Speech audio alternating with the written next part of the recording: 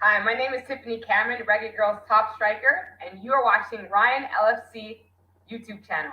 Don't forget to like, share, and subscribe. Oh, and there's them here. This is Boom Boom, aka World Boom, the Billboard selector, and me I represent for Ryan LFC. To get the latest Reggae Boyz content, just hit that like and subscribe button. And the Operation Ball Game, I say, knock it, Ryan.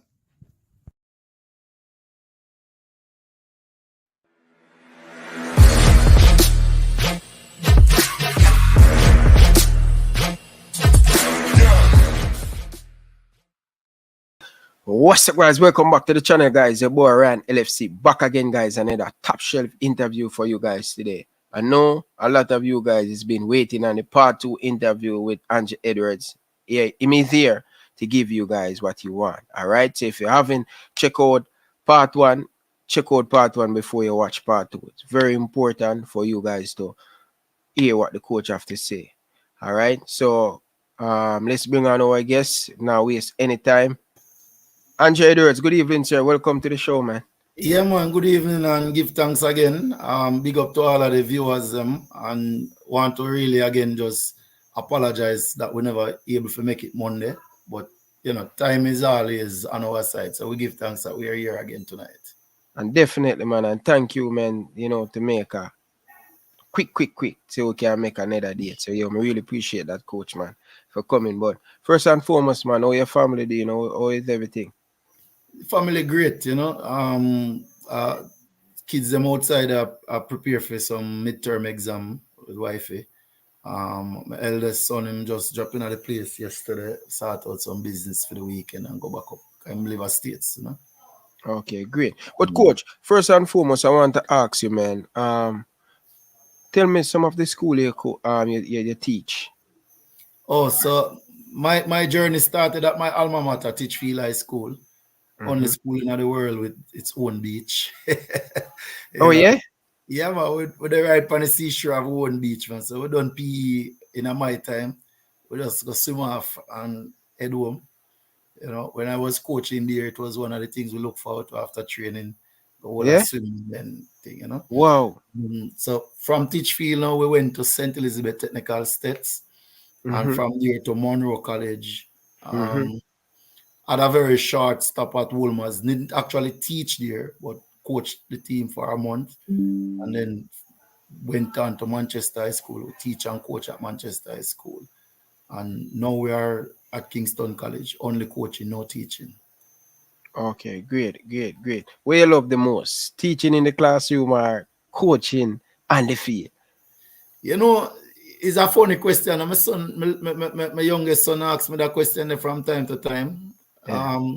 In reality, I think it's a matter of time still. Because when I started teaching, first and foremost, I didn't even want to be a teacher. I didn't even like the idea of being a teacher.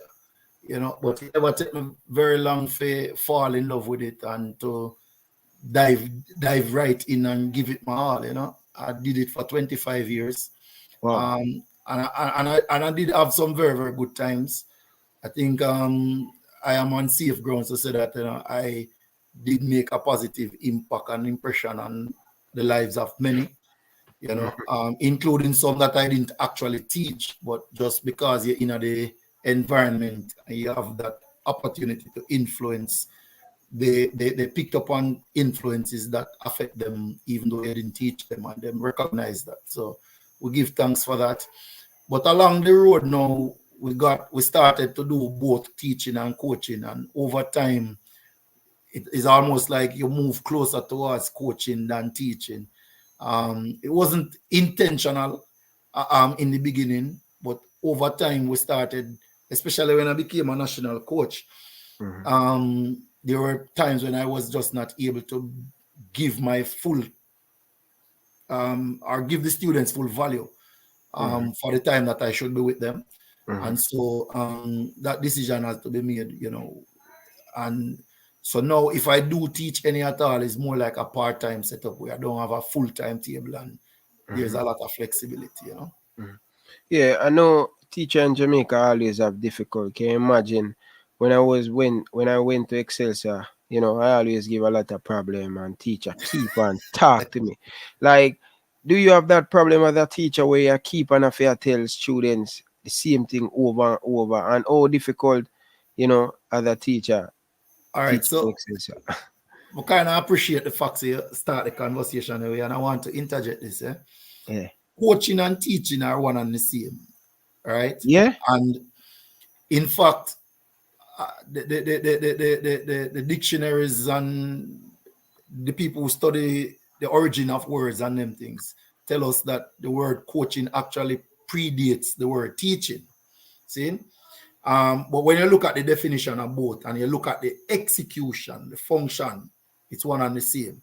So it's just a different space or different environment in which you are operating.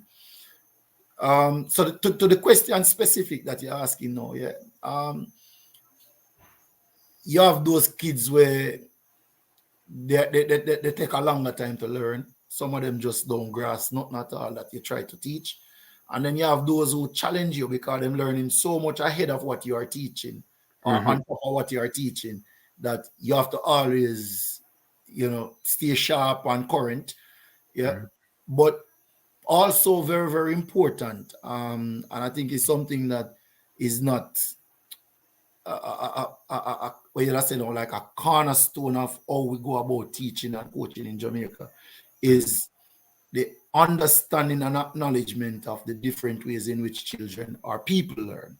Yeah, as a matter of fact, as a coach educator, there's a huge difference between adult learning versus children learning, you know, and as you become more proficient in the craft of teaching and coaching, then you start to learn to appreciate these things more, and you take time to understand and to study and to try to be more proficient in those things. So boys particularly are more what you call tactile learners. They like to do things, they like to touch things, and then you have the visual learner, them have to see things before them understanding. Then you have the perceptual learners where you can basically explain things, tell them things, and them grasp it one time. And you have those who are what you call audio. So them listen. Audio. Yeah. Yeah, you know, which is the same as perceptual. I just define quite frankly. So we have to kind of be mindful of those things. And so now, even as a coach, some days you have to walk with your tactical board. Another day you have to walk with your laptop or iPad, or you send the kids them the training session on a phone, or you know, you draw up on a blackboard or whiteboard, or you use cones and stuff to illustrate, and then you have to actually have some kids where you have to hold them and walk them through the exercise, or them observe other people that do it before them get it. So it's the whole thing is very, very dynamic and fluid. And you know, the best of us get it right sometimes, and sometimes we don't get it right, you know. And that's another thing, you know, sometimes you just don't have that connection with a student that causes him or her to want to learn. And sometimes, you know, you don't even make an effort and the connection is made, you know. So it's just to be a little bit more aware of what you are, who you are, the influence that you have, and what is required, and try to be as best as you can in it. Yeah. I know you're a teacher. Do you agree or disagree with this, that females learn more quicker than men? Is it that true or nonsense? All right, so it depends on what you teach, how you teach it. So we can't broad brush the thing like that, yeah. Okay. Because, for example, when I coach boys and girls at Genesis, and typically the boys will execute a technical activity or better than the girls most times, right? Okay. Even at big different levels. But what you'll find is that the girls will pay more attention and they will get the finer details better or quicker. So I am not that type of person where I go say, boys learn better than girls or girls learn better than boys. I think if you teach boys in the way that boys learn best, they will learn quicker. If you teach boys the way girls learn best, then obviously them are going to struggle. You understand? So that is why it is important for us to be cognizant of how boys learn, how girls learn, yeah, and also the fact that some boys are going to learn different than others. People also learn at different pace and different tempo. You understand? So it to me, it kind of unfair and it kind of lazy, if you ask me, to broad brush it like that. Okay, fair enough. Coach, I know in the past you're an under 17 coach. And I tell myself, I have to ask you that question. All right? And you know, I'm not write down question or anything. So funny, right? Yeah, that's Just cool. I just work off of you and then I come up with a question. You know, a serious question and a serious thing. The reason why I ask you this, how important Manning Cup, Dakasta Cup is to the any national team, because not for the team them. So we have an under 17 going on to a tournament in February. Many country would have start them preparation 2 years, 1 year, depend on how long them start.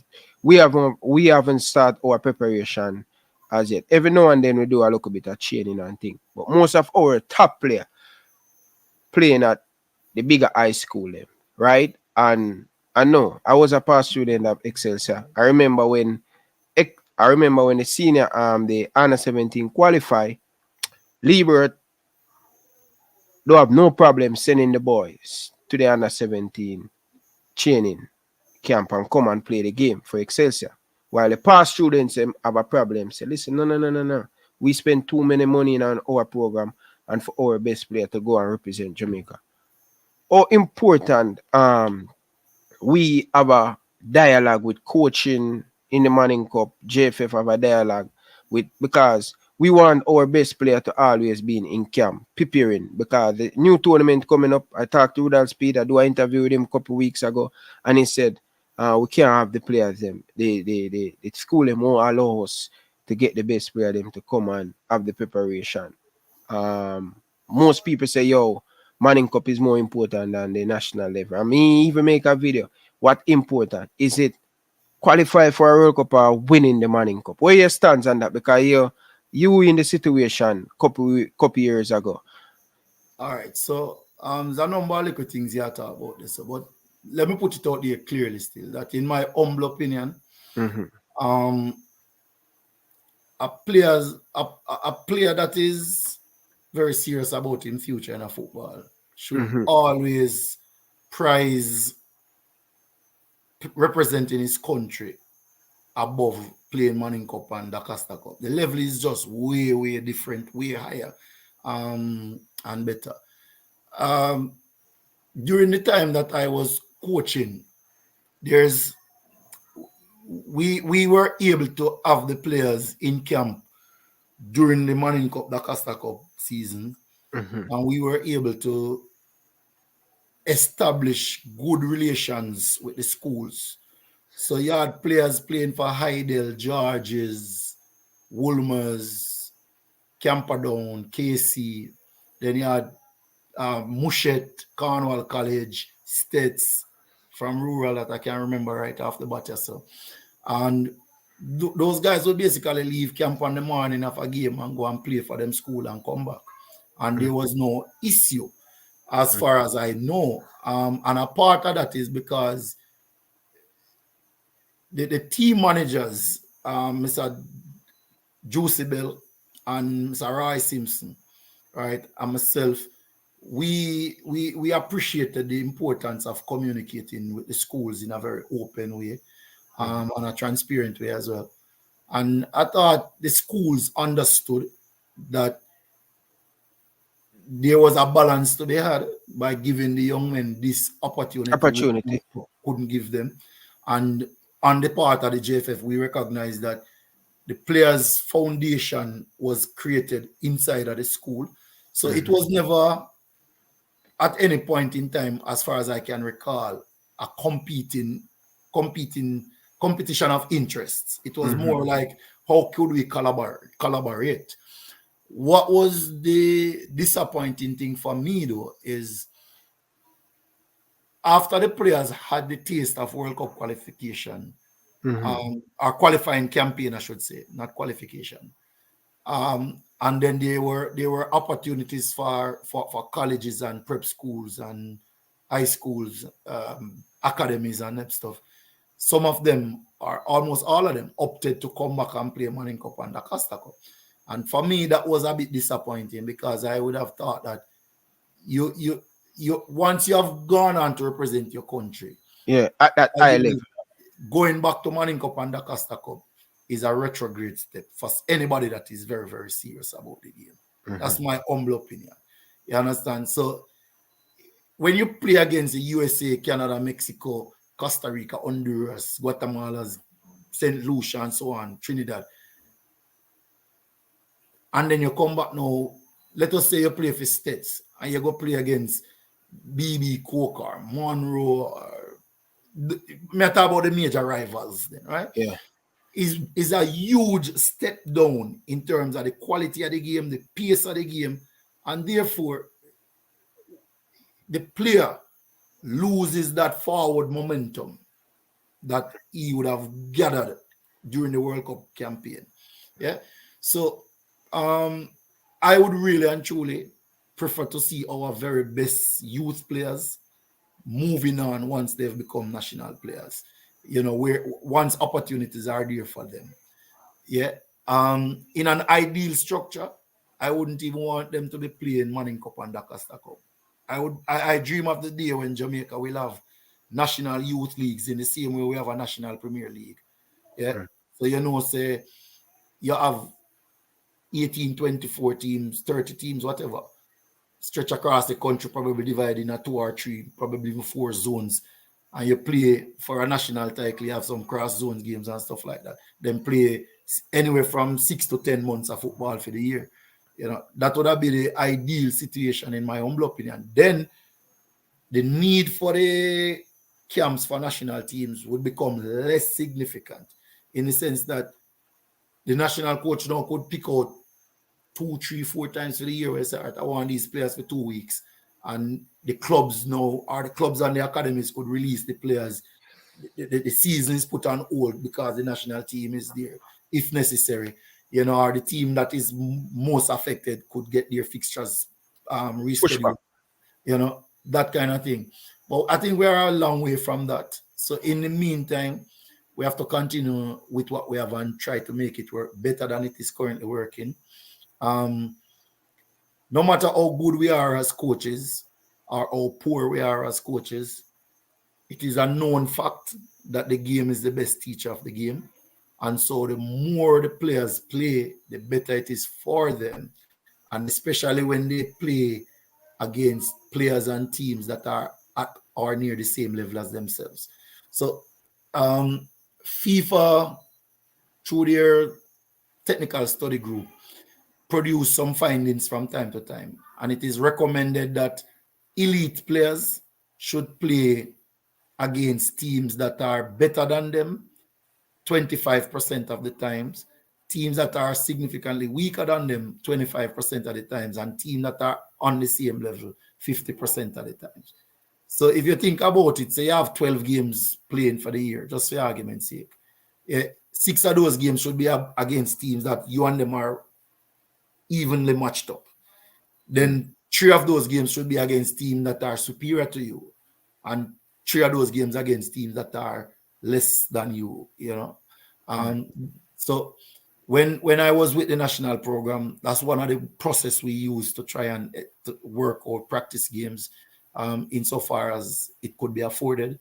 And some of that was not worked out just in terms of international teams, but some of it included like Premier League clubs. Jamaican team, yeah. Yeah, man. School teams, you know, our regional teams. And knock on wood, I think we did very, very well in 2015. 2017 was a lot more difficult. We didn't have the same level of quality. And technically, the staff, I would say we made some errors as well. So we didn't get the same level of success. But yeah, it was very good just the same. Most definitely. All right. I remember when Zelana Barnes went to the World Cup, Wendell Downs already. 2011. Yeah, 2011. And 2 players from Excelsior come back. And we were having a conversation. And I say, what is this conversation playing in the World Cup? And he said, Ryan, him say, Rima, let me tell you something. We playing Manning Cup, it's a joke. Playing against Argentina, him feel like the person them is coming up under the gun, come up in your face. A serious thing. I mean, I say, really? He must say, Ryan, like, you get only 3 seconds on the ball. They like a bees. They never just throw a bees in the net. In their ears. Them just, as they control the ball, they open in your face. And a big part of the reason for that, you know, Ryan, is that teams at the international level are coached structurally. So their offensive or attacking organization is well structured. So you might have a team that their attacking organization is, let's say, 3-2-5 or 3-3-4, whatever, right? But the way the players are structured and how they try to attack allows them to defend very, very quickly and efficiently once they lose possession of the ball, right? Now, in our environment, that kind of coaching is not yet a mainstay within our environment, where it is not normal, yeah? So it's not just that the players are appearing quicker, but they are already there. If you understand what I'm saying to you. Yeah. And then now you talk about technical speed. So yeah, we have players at Jamaica technically very good, right? But when you bring them in a game now against a Costa Rica where the technical speed gone up a notch, gone up 2 notches, it's a different matter that now altogether, you know. You understand what I'm saying to you? So at Manning Cup, when you have you call Zelano Barnes' name, I know him fairly well, so let me just stick with the name. So ZZ get the ball in a Manning Cup and him control and one like 15 or 16-year-old or just a youth where can play some ball and come out to come represent him school. Him not press with no intensity, him not even understand the structure, and you know, not meaning to be disrespectful to any other coach. The coaches would not be coaching at the level that coaches in Costa Rica and Honduras and Mexico are coaching. So the players don't play at that pace and that level. Yeah, and that is why I said earlier that it is my opinion that going back to that level now is a retrograde step. Yeah, I think that if you're serious about international football and a pro career, once you have gotten that far, the next step is at the minimum the local Premier League. Yeah. Even college in a professional system. Yeah, man. If you go college football overseas, it's pretty close to what you would get at under 17 World Cup level. Yeah. And one more thing, coach, he said they find it so hard to take the information from the coach, and they learn slow. And in the last game they play against Argentina, they were much better because what the coach are telling them to do, they take long to learn it. I don't know if you have process it and think to going into the game. I don't know if you ever find yourself where Jamaican player take long to process. Because even when I play against you, even the national team, when I see them play, like if them play 3 games and I win that. You see the first 2, not so well. But you see the third one, they perform much, much, much more better. And I think when Zelan Barnes tell me that 2011, may I say, you know, a flashback where we see it our national team like would take long to process the information where the coach give to the player. All right, so there are a number of things we can put as possible scenarios for that, right? So one, learning takes about 4 to 6 weeks to start bearing fruit. So if you introduce a group of players to, let's say, playing out at the back, starting your build-up play from your goalkeeper and your defenders, and them never do it before, right? For them to just grasp the concept alone, going to take about 4 to 6 weeks. For them to become proficient at it, you're talking about another 4 to 6 weeks, right? Of consistent practice. Practice in terms of training sessions and, of course, games, right? and you want to play them now against a team that might be going press with 1 striker first, 2 strikers, 3 strikers, then you might have a team that go press with 2 strikers and then 3 midfielders in behind. So you give them different situations to adapt. Adapt, right? Now, so that is point 1. Point 2 now. In 2015, and I'm guessing, I'm trying to guess my memory, yes, all right? Yeah. The technical study group, CONCACAF, after they produce a document, basically kind of giving you an analysis of all the teams that reached the CONCACAF finals. Mm-hmm. Of all the teams that reached the CONCACAF finals, right? All the Caribbean teams would have played less than 6 practice games leading into the qualifiers. Right? Mm-hmm. At the very top of the pile, you have Mexico and the USA who played up somewhere between 12 and 15 games. And these are just practice games in the, let's say, 3 to 6 months leading to the World Cup qualifiers. Tournament, yeah. Right?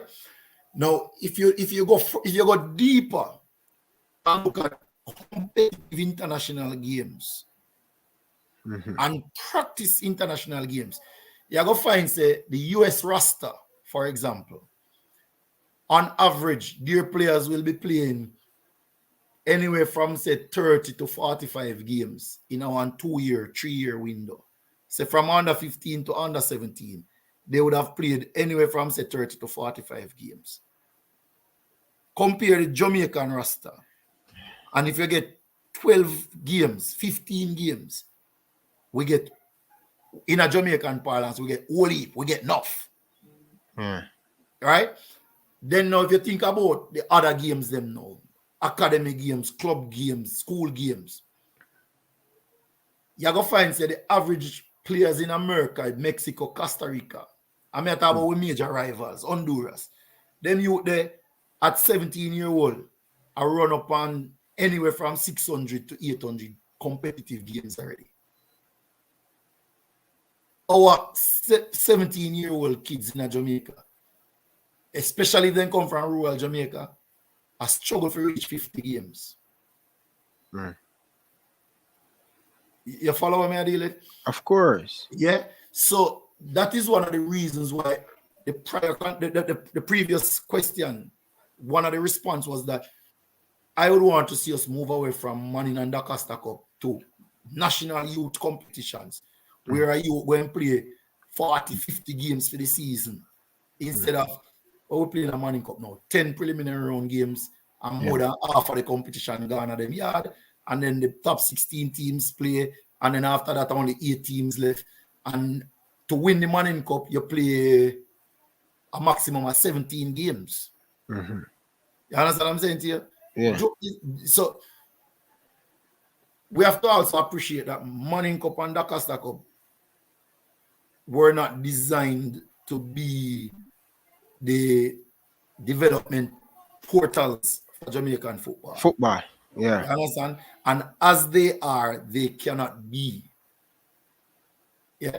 Now, it is possible, in my mind, if the Ministry of Education, ISA, the JFF, and the government can come together now and find a way where we maybe can expand or create something new within the school structure to facilitate that level of development. But that's another discussion on to itself, you know? Yeah, most definitely. Listen, I remember when Boris Johnson just came in. You see this pressing thing, I learned it from, I think, 2012. And even when we see the Reggae Boyz press, you see like Corey Burke is pressing or Shamar is pressing. Normally when you press, if the striker go, the midfielder come with it.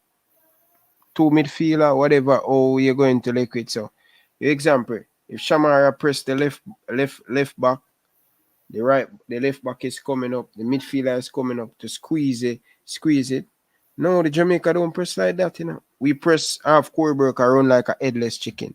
So by 40 minutes in the game, I'm tired. We not press as a team. I mean, I say, why we pressing like that? Yeah, well, I mean, generally speaking, I think you are on point with that, yeah. But there are many other games that we have played. There are several games that we would have played that we had pretty decent pressing. What I would say is that it was not sustained Sustainable. and consistent, you know. So, through the game, through the whole 90 minutes. They will do it in a patches. Patches, right? So understanding pressing and the different types of pressing moments and all of those things are very, very important, because the game as it is now is most football matches in this day and age are won in what is called a transition game, which is basically the moment between which a team wins possession or loses possession at the ball.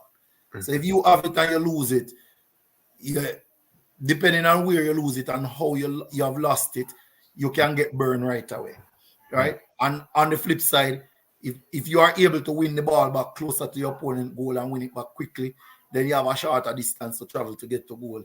So there's a lot to it. And in my own coaching philosophy, I am what I call a front foot coach. I like to be the aggressor, whether I have the ball or not. And so I believe in pressing the ball. And I would want to go out on a limb to say that I think certainly in 2015, that was one of our biggest strengths. You know, I remember when we played the USA in Honduras and won that game 1-0. The statistics was just amazing. I mean, really, really amazing. The amount of times we won back possession from the US team in their territory, the number shot, how much we limit them to scoring opportunities. Yeah. You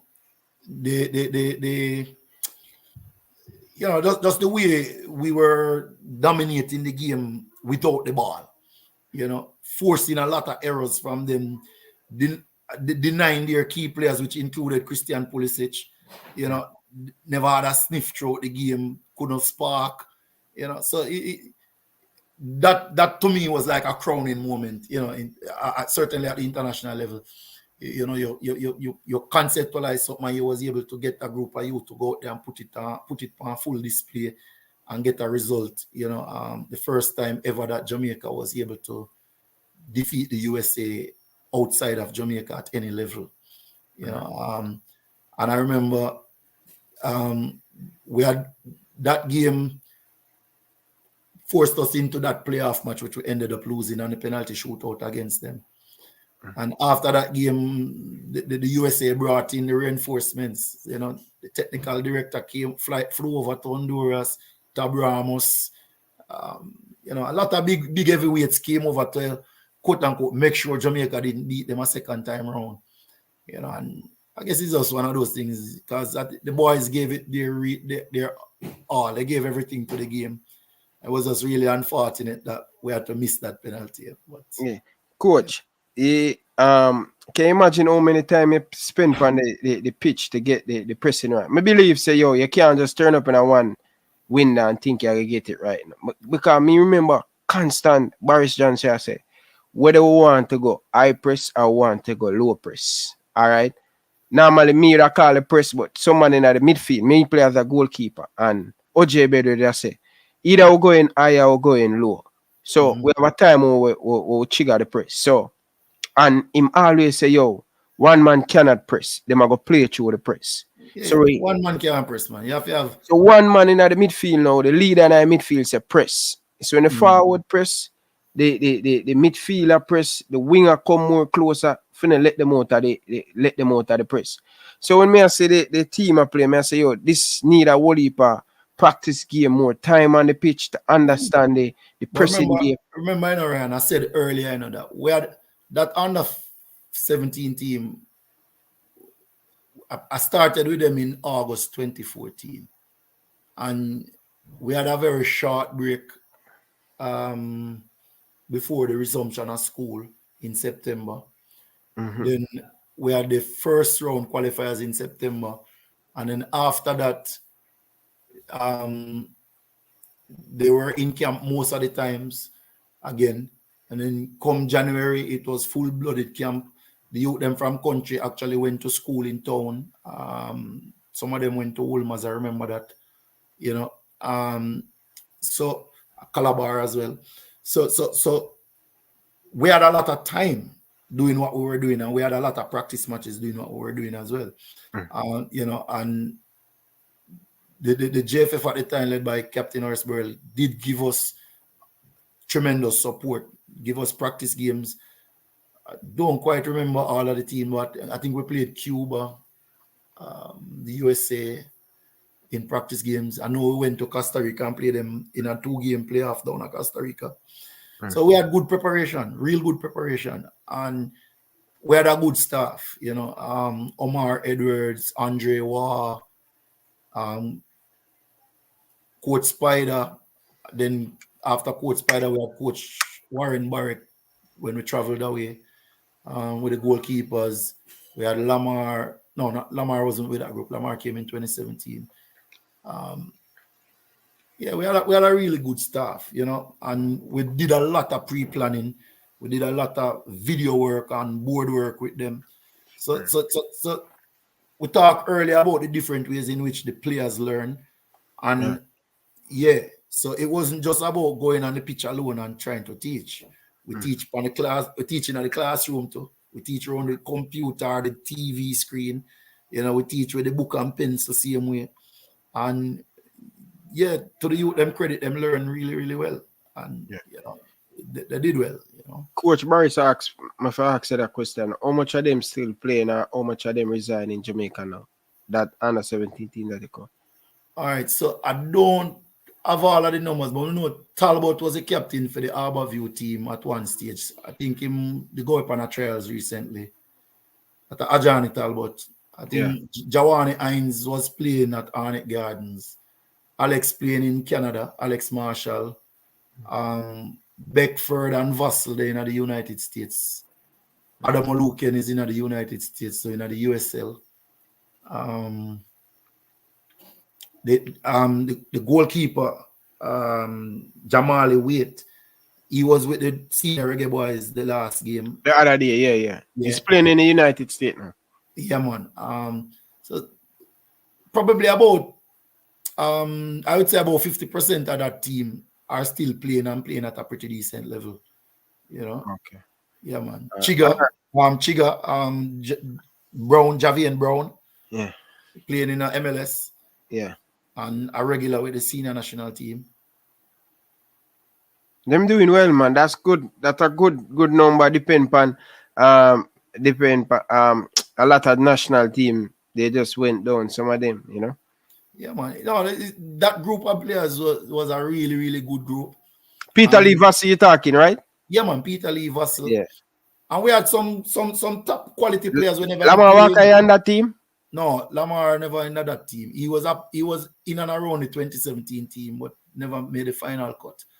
Okay. But you have this youth named Venton Evans, who never played, who in my opinion should have played. As a matter of fact, he was selected and opted out himself. He deselected himself from that team. Then you have Jordan Fletcher, who never played, who should have been a part of that team. There was a boy from Rossies named Barnes, a striker, really, really good boy, but just seemed to never really love the game or love the fight. Dig in and buckle down and fight for team place. He had Shorty Malcolm's son. I don't quite remember him. If a Steve Malcolm his name too. Real good boy. Probably would have make a huge difference, but just never have the discipline to stick it out. You know.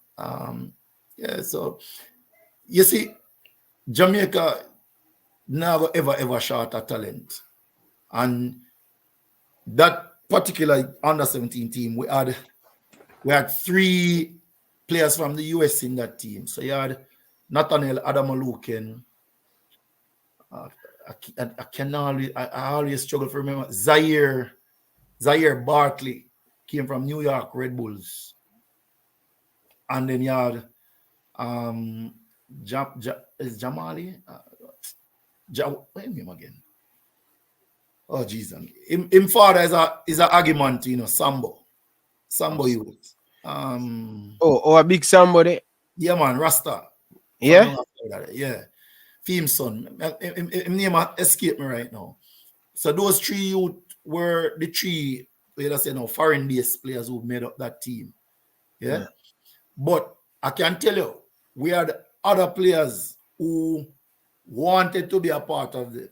As a matter of fact, there's a youth named Tyree Johnson, was playing for Southampton at the time. I don't know who he's playing for in England now.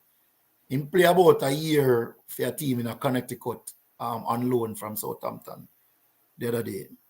That kid was top of the pile at under 18 in England at the time and wanted to come and play for us.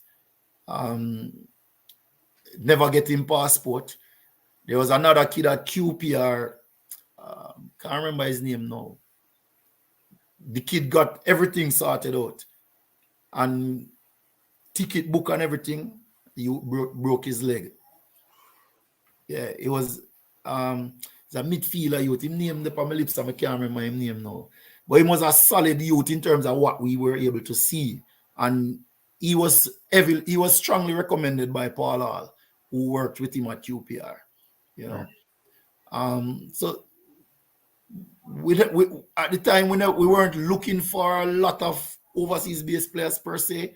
But we had good quality. Find a few who can add great to the team. And they were very, very interested, you know. And one of the beautiful things about those players too, they were the ones who were leaning into the JFF for the opportunity, and not a case of the JFF, quote unquote, running back at them, if you know what I mean.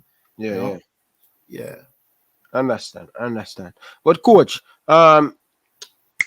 this under 17 coming up now. Coach Boris Johnson said we're running out of time because really and truly, a couple years ago, your team in preparation. Now this team, we are going for the under 17 tournament. We haven't heard nothing. The chairman, the technical committee, Rudolph Speed said they haven't started training. They're going to do camp next December. They're going to have camp in a camp. What I think they went to scout player selection camp in them not decide who state as yet in the USA December, and we have the thing February. So we really don't have enough time to even put a team together and get practice game. We should have even in a camp getting practice game. Come look on the USA website the other day, and then players coming in from academy. Yeah, man. No, the club. USA thing. They're coming from USA club and then players. The USA thing evolved from where it was in 2015, you know. So all of the best players of the USA now, when them show up, the Rasta go and read PSG, AS Roma, Real Madrid, Barcelona, Arsenal, Liverpool, blah blah blah. You know, I go see no Timberwolves or whatever the teams in that LA Galaxy. You go see very few of that now. You know, it's going to be straight European-based players. But in an ideal world, we should have been preparing already. But, you know, if for whatever reasons we are not being prepared as yet, we have to just hope that once we get started, we can get it right. You know, and I think beyond the assembly of players, though, an even more important part of the preparation is assembling a staff that can, in this current moment, be scouting the players, putting the planning in place, the technical plan, all the different planning, you know, the meal planning, blah, blah, blah, the logistics plan, you know, just get everything planned out to a T so that when you hit the ground, it's just movement non-stop. Well, coach, it's so funny that you say USA step up. You probably see players from PSG, USA. And probably you are going to see, just like how you say you go up on the website and you see these things. Yeah. These things are there for anybody who want to read and see, you know, brother. You understand? And all you have to do is, if you follow Arsenal like I do, top of the league. Yeah, man, you know, see, man. And remember, you know, we top of the Women's Premier League too. So you say I take everything that year, yeah. I don't know about taking everything. We are going to enjoy the top of the mountain while we're there. Because when you're up on top, the only place to go down, you know. So you have to keep working hard to stay up there. So you see it? All right. Yeah, man. Right, but coach. we enjoy it. Because it's been a while that we don't have this kind of enjoyment to enjoy. So we are ride the wave as long as we can ride it. No, a lot of people are believing in Arteta. Yeah, them late. Them are organists. Them can't see the thing, you know. Yeah. But seriously though, you can't go on any other club them. Barcelona, just look at them youth teams, them under 18s, them under 17s, and you will see where the players come from and which nationality them assigned to. So, like in Arsenal, you have about 3 kids in them under 18 team that have Jamaican roots, and you will see the Jamaica flag side of them name. Yeah. When you open them up. At Liverpool, you have about 2 of them. Southampton have about 3. So them out there. You know. Coach Morris asks if you're in Jamaica. Yeah, man. They're Mandeville right now. Yeah. So we manage for Mandeville back to Kingston, Mandeville back to Kingston. How you manage? How much rest you get, coach? Well, you know, when the body needs rest. I have a helicopter. No, man. I make the thing look so virgin. Mandeville are just 1 hour from town, you know. The thing looks so, when I am driving myself, it's about 1 hour and 15 or 20 minutes drive for reaching. If I have to take the bus, most of the time is actually waiting for the bus to get loaded or for depart. But once the bus roll out, I see him 1 hour 20 minutes. So it's no big deal. You just have to plan out your thing and do what you have to do. Boy, coach, I'm not lie to you, man. Like sitting down and I listen to you every time I hear you speak, I hear Miguel Coley speak. It's like I'm seeing the football, like I'm seeing the thing where you definitely want to do. But watch you now still, Ryan. From last week, one of the things that I wanted to mention in the conversation. See? Yeah. Last week we make the point that the general level of coaching in Jamaica is low, right? Yeah. Now dig this. Just pick any name out of the hat of a coach in Jamaica that you rate highly. Just pick any name out of the bat. Me? You are anybody. Okay. Right? So, And you don't have to do it. You don't have to literally do it. Because we don't want to get into the name calling thing. Yeah. But invariably, brother, I'm going to tell you this as a matter of fact. Every single one of them would have had some amount of experience, exposure, or education outside of the shores of Jamaica. True. See? May I tell you? So, if we really want to get Jamaica football better, one of the big things is, and I think people like you can use your platform to maybe start hustle some sponsorship. And we use the word hustle in a quotation marks. Also some sponsorship and say, watch out. It all costs $10,000, and we're talking about US dollar now. For bring 2 coach come to Canada for 2 months. See? And you say, all right, watch out. You know me, I go do this. I go pick out 2 coach from the Morning Cup, or 2 coach from the Dakasta Cup, or 1 from schoolboy football and 1 from senior man football. No, senior man football. So Premier League. See? And we are going to bring them come to Toronto FC just for argument's sake. For 2 months. See? And we are going to work the thing out now. So when them come to Toronto FC, them a follow a team. So let's say them a follow the under 18 team.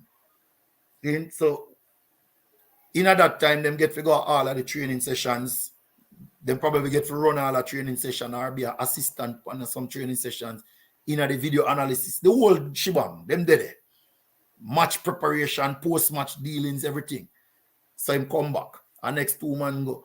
So if we are able to do that, where we can say, all right, in every calendar year, we can expose 10 coaches. And each year we are exposed a different 10 coaches. In a 5 year, a 50 coach that you know. See? And you don't want everybody to go to the same place. So you want someone to go to Costa Rica, you want someone to go to Mexico, you want someone to go to England, someone to go to Spain, someone to go to Germany.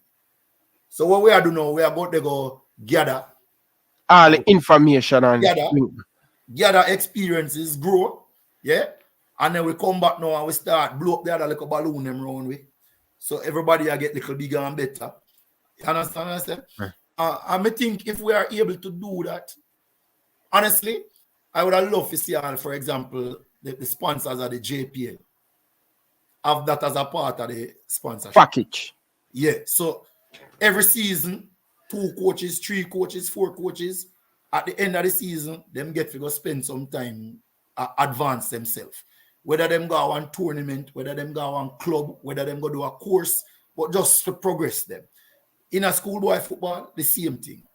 You follow me? I say, Yeah. I don't think it is beyond us because I see schoolboy football in the past as part of the sponsorship do some things where you send where teams go or almost like a vacation, like a working vacation for the player them. You know, the Florida and Trinidad and thing. We see players get sent with Manchester City one time. So the precedence is there in terms of players. And we have a precedence in terms of coaching because we know Carl Brown had gone to Bolton for I think about a year. Yeah, right? 1 year. Yeah, and you have somebody else had gone to Bolton too. And then, you know, a truckload of other coaches around the place. You know, it's a Speed, it's a Downswell, Biggie Henry, my Bonify Bridging name again. Aliman went to Dutch. Alan. Him and Jackie Walters got Jackie Walters got Alan too, yeah. But Jackie go Brazil too. You understand? So all of the man them went outside of Jamaica go get some additional knowledge. You understand? Harold Thomas, Germany, yeah. Boys in Nicholson is the man that I remember. England, the current coach at Mannings did him coaching badges in England. So yeah, that are Everton Tomlinson. So we want to get more coaches out there, man. You know, get them out there. And I want to tell you, say the Scottish Football Association is very, very friendly. They offer a lot of courses to international candidates, you know. And then, of course, you have a whole heap of other things out there too. You know, so that is one thing that I would want to see really and truly happen, where we have that opportunity to do them thing there. Yeah. I agree with you, man. Coaching is more important because you're speaking about get the coaching overseas to get the knowledge about the game, you know. Because I remember I do the interview with Carl Brown and him say, yo, Ryan, when I went to Bolton, man, it made me just go on the next level of my company in Jamaica and feel like he's a Hulk. Yeah, man. So much knowledge where I learn and thing, and I say, Ryan, and that's when he were blaming, and I say, yo, JFF need to help coach a bit more. Try get him overseas because he's a national coach. And at the time when I do the interview with him, and I say, yo, them just need to help him because that can do so much for him, confident and thing. So you believe that if our coach improve, because we see it on the track and field, if you look at the MVP, if you look at the rest of chat meet them, they have some excellent coach there. Big athlete, them no longer have to go to the United States to get that knowledge. They can stay in Jamaica because our coach are educated. Yeah, man, 100%. You know, I have a personal disappointment with GC Foster when it comes to this. Because GC Foster is the biggest sports college in the Caribbean. Certainly the English-speaking Caribbean. And you can name several top coaches and coaches who are getting to the top in track and field who are graduates at GC Foster. But we are the football graduates at GC Foster. We are the netball, the basketball, the tennis. Yeah. So it's almost like, in my opinion, and based on what I can see in front of me, it's almost like GC Foster is just about track and field. Yeah. So why we can say, for example, get one international coach educator from Italy then, or Brazil, come spend 4 years or 5 years. And these are things that can be done through ministries of foreign affairs. And in terms of the football federations, I know a lot of the large football associations are sure about Italy and Holland, sure about Brazil. They have a thing with them called like a social outreach department where they can facilitate that. So them can find a coach educator who want to come spend 4 or 5 years at Jamaica. just to teach coaches. So he could be a lecturer over GC Foster. Lift the level of coach education at GC Foster, just for argument's sake. I'm not just speaking on GC Foster. All right. And then now, by the time him leave in 4 or 5 years' time, you have 1, 6, 7, 8 man lined up, probably all gone to a postgraduate thing in a Portugal. If you come back, come take a seat there when the man move out. So in another 10, 15 years' time, this conversation now where I say, right, boy, you have Glenn Mills and Stephen Francis and Maurice Wilson and all the other big names in track and field, right? And then you can start name out the man in a football too, who are graduates at the college. You follow what I'm saying? And I don't know that all of these men that just name are graduates at GC First. I just call them name because they are top of the pile. Yeah. So yeah, we think so that is a big thing where we need to really and truly push for, you know, because it make a big difference. And remember last week we made the point in the discussion, right?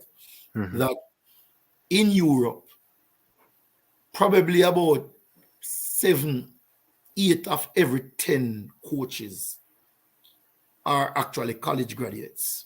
Meaning so them have a degree in a sports science, in a physical education, in a what they call it, physiology or biomechanics or something.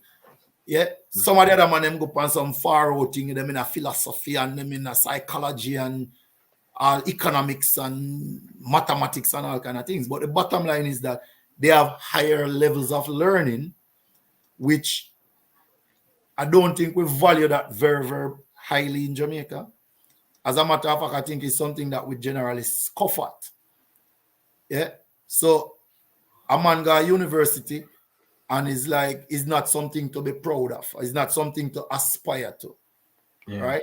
When we should say, yo, we want all of our coaches in Jamaica in 20 years' time to hold at least a first degree. Don't matter the subject here. Just have a first degree, because by the time you get a first degree, the way you process information, the way you gather information, the way you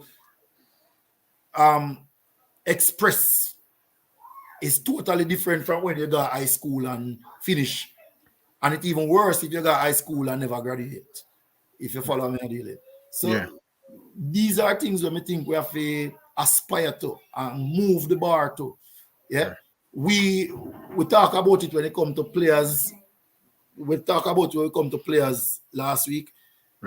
I would have loved to know, say, all of our players them value learning to the point where him don't need to get no 6 or no 7 or 8 or no 9 or no 10 CXC, right? But at the very minimum, be very literate, be very numerate, and can process information.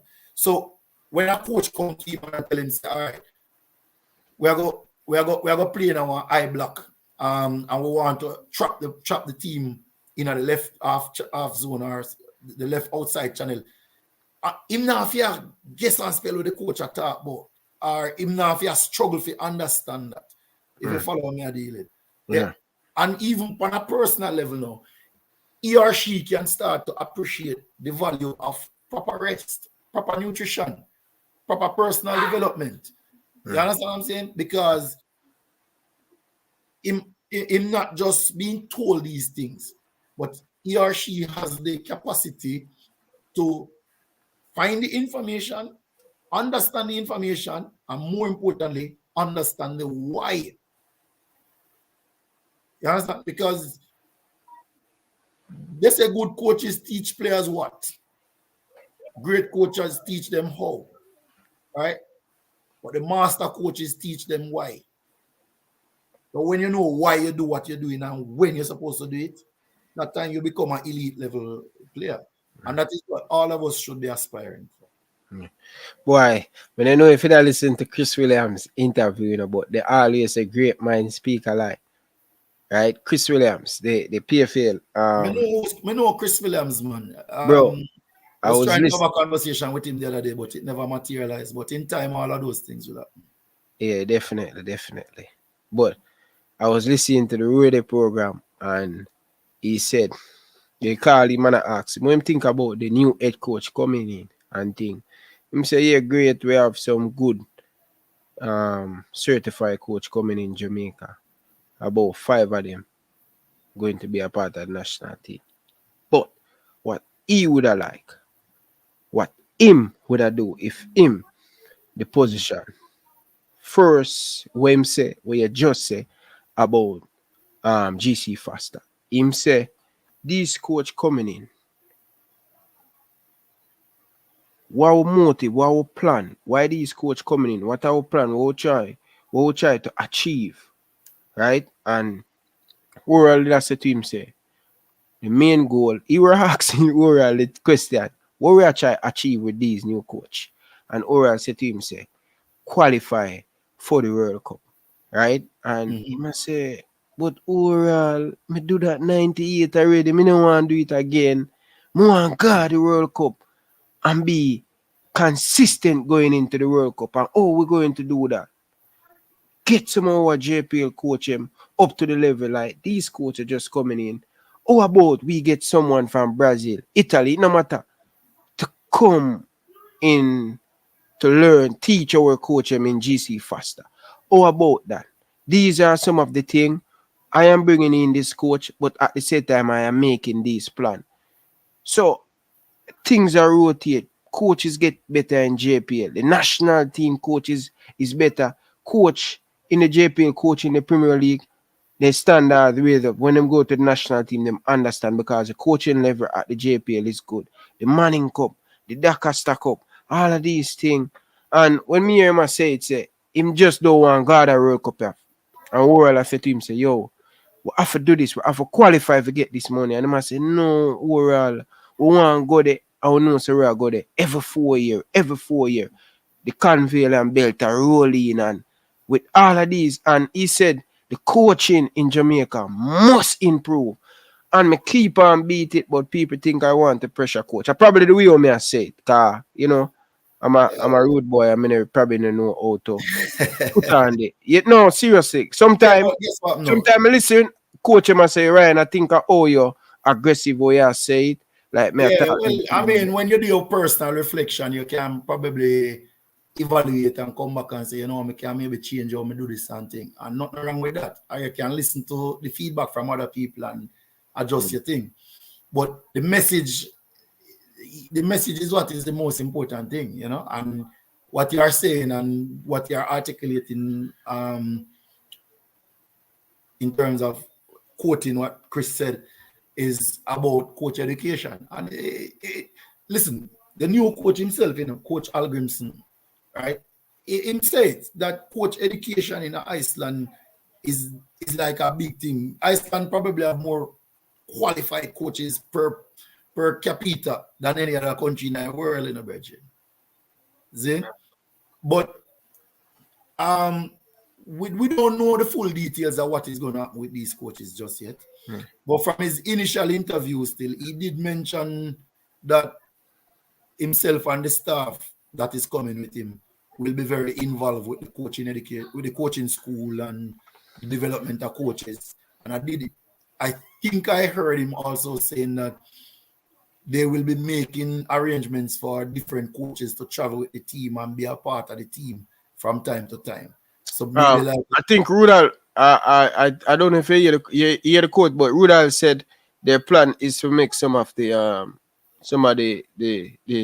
coaching that coach rest of the national team to go like a workshop thing to see what he's doing to learn. And he said that some the technical committee, Rudal speech say a part of this coach job is not just to coach the national team, but to come and help and assist with the coach because he have a license, Euro A license or something like UEFA Pro license. UEFA, so he can coach the rest of and two of the staff who's coming with him are coach educators as well. Yeah, especially the assistant. The assistant is more a coach education, and he's going to do a lot of jobs. So we have to allow some time to see, and hopefully the JFF will articulate to the nation and especially to us, the stakeholders, you know, what exactly we are to expect, how we are going to be a part of the process, if we are going to be allowed opportunities to learn and develop coaches and coaching. And I think that will be very important. So we have to allow some time to see, and hopefully the JFF will articulate to the nation and especially to us, the stakeholders, you know, what exactly we are to expect, how we are going to be a part of the process, if we are going to be allowed opportunities to learn and develop with the program, you know, so that our contributions at the grassroots level can eventually bear fruit later on for the top of the pyramid. So hopefully the coach. But coach, talking about getting the coach up to speed, because me always think a two-way. Me always look on it, coach. Yes, coach need to get them improvement, but players must take the responsibility of them off season when they're not playing, and also how they process the information, because you know I always believe say when the youth them kind of a little bit more smart, I think it more easier for the coach, because it's not every time a coach are going on the field for coach out of that situation. Sometimes coach Alleman say, no figure it out on yourself, on the think, because me now go on the pitch. You understand? Figure it, Barry said, I say, figure it out how to get through it and all of them things. So I think coaching need to improve, but players need to take responsibility too, All right, especially half season. So watch this now. See? My kids them just come and tell me good night. All right. Them go primary school now, the two last ones. They are responsible to a certain level.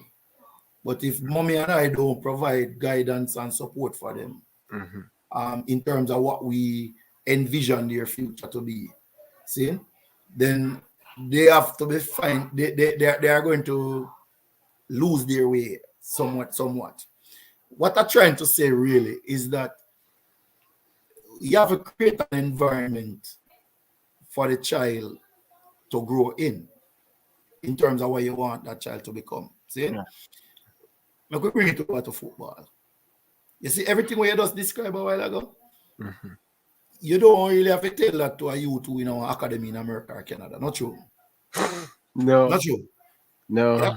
But is the football environment in Jamaica anything like those football environments? No. The answer is absolutely no. So coaches who are, you could say, the principals of the football environment,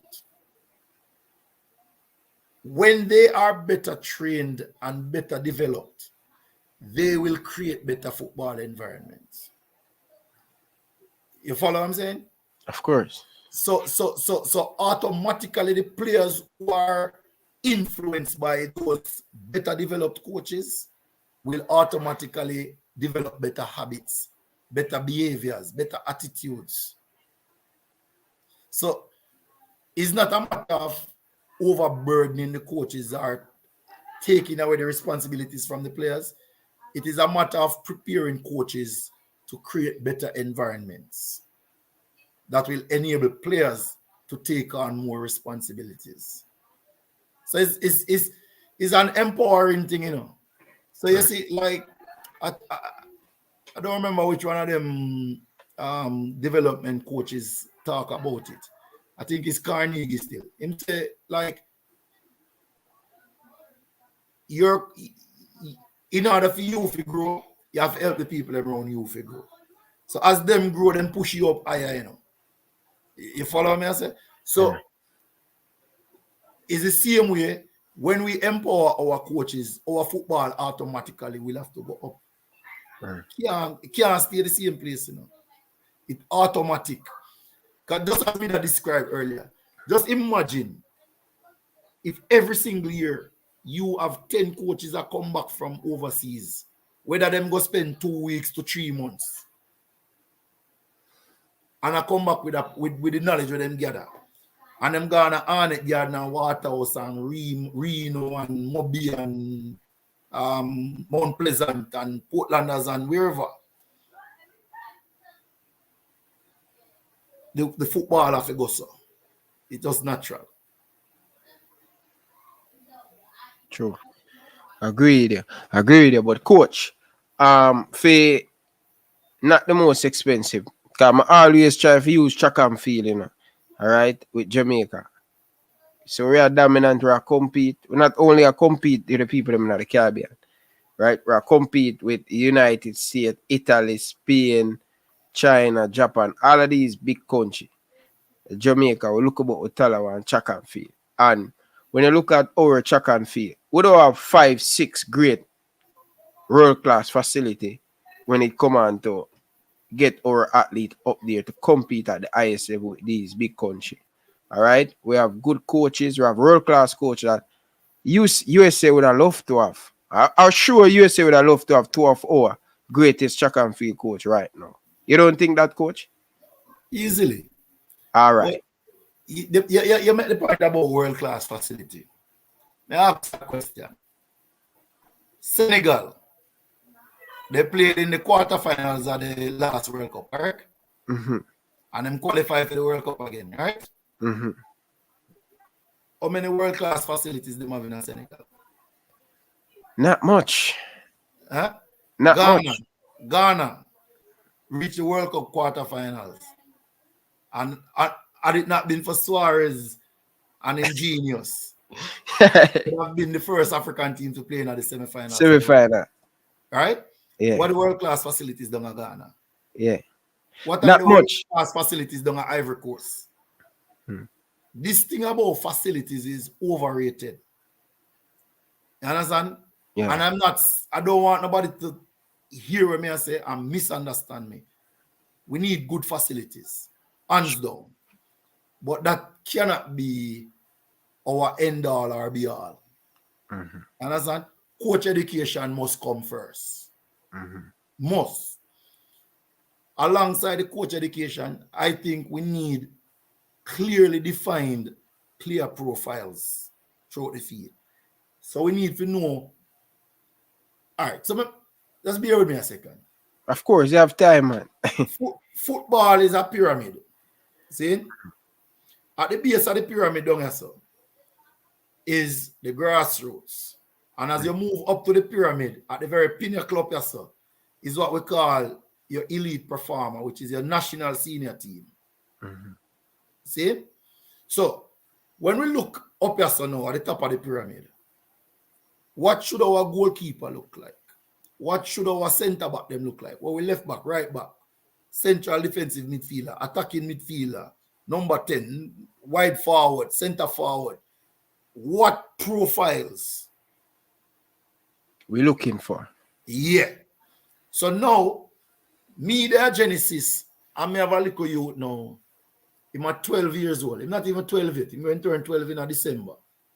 And I'm already about 5 feet 11, 5'10", 5'11". Broad shoulders. Very PC and all of them things. See? Mm-hmm.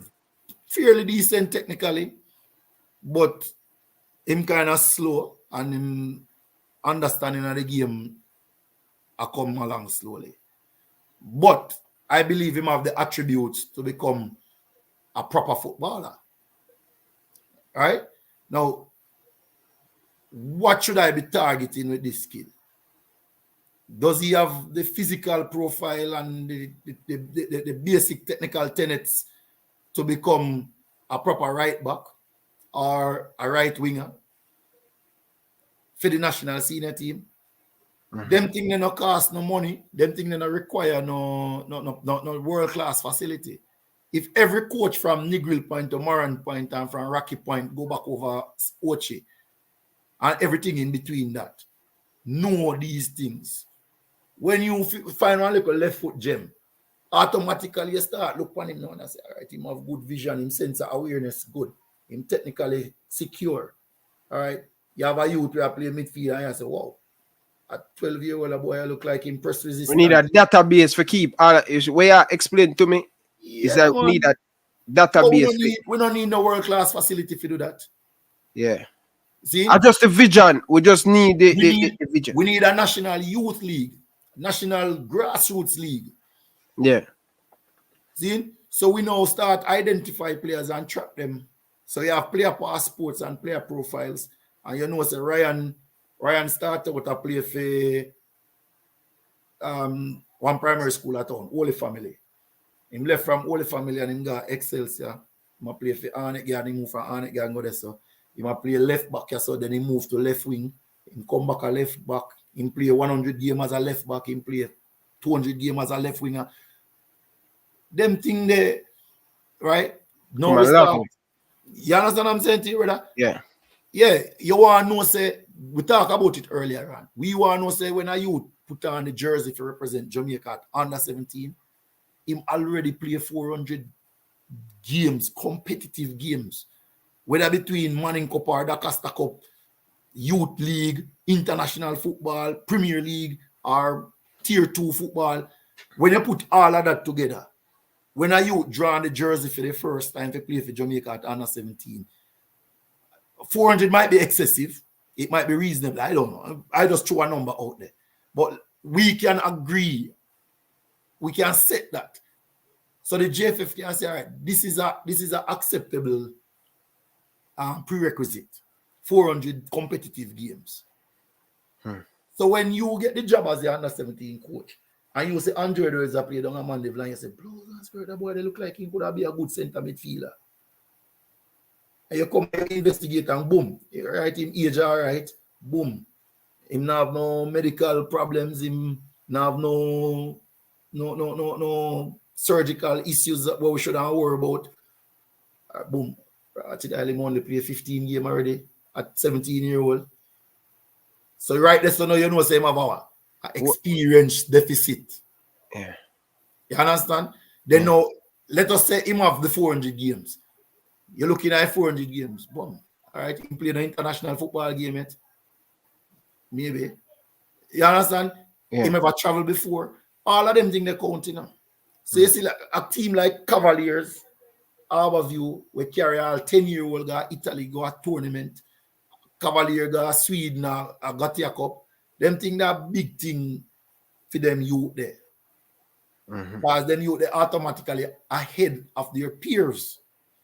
Yeah. Cavaliers Cayman go win Cayman Cup, beat up Tottenham Hotspur and LA Galaxy, them, you know. That was about 4 or 5 years ago, you know. See, you have some youth where we know close up where we're part of the project there.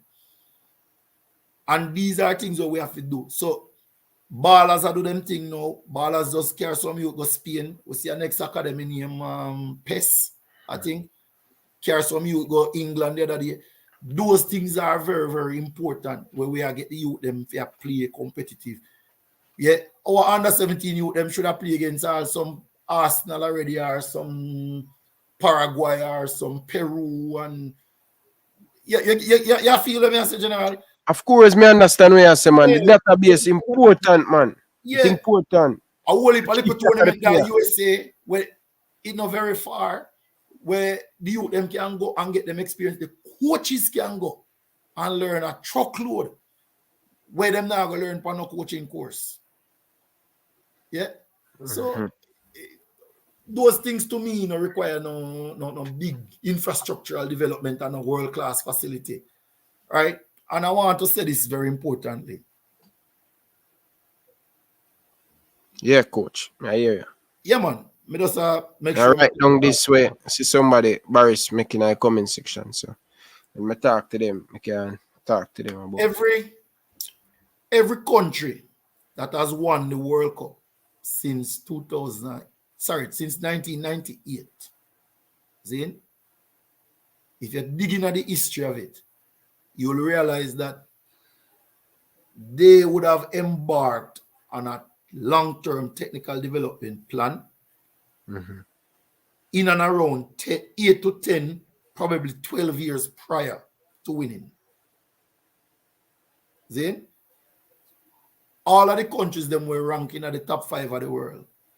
Same thing. If we come at CONCACAF, same thing. See? So we are saying now,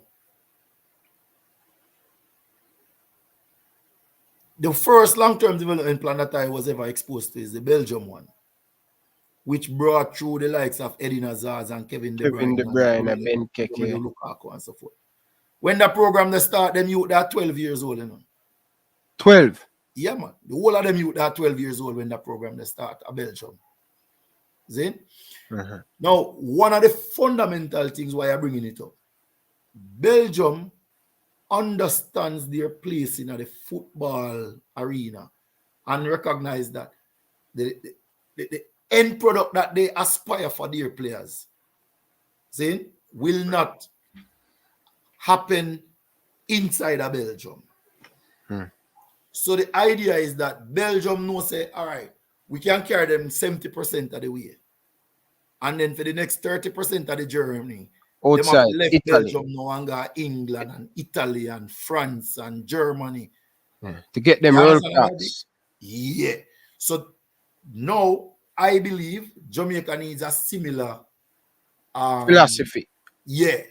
So we know, say, all right, we have to get the players them to point B, to point C. of the journey, 60% of the journey. When them 15, 16, 17-year-old, them have to start left here, so start jump on some plane. If I raft, them have to paddle, go where them go, them go on. Boy, coach, me I tell you, a genius, man. Yeah. Tell us a great man think alike. So Me I say this long time, coach, to get the youth them out from 16, 17. Brother, we do not have the capacity now, and I don't foresee us having it in the next 10, 20, 30 years to develop our players to world-class level. And you don't need no magnifying glass to see. Just look on Leon Bailey, no, man. Just look on Leon Bailey. Right? And look on all of the youth them where Leon Bailey run up and down and go to school with in a Jamaica before him left and go Austria, Belgium. Stand still. You understand what I say? Yeah. Me, I was part of that Leon Bailey thing there, so you make you understand where I come from.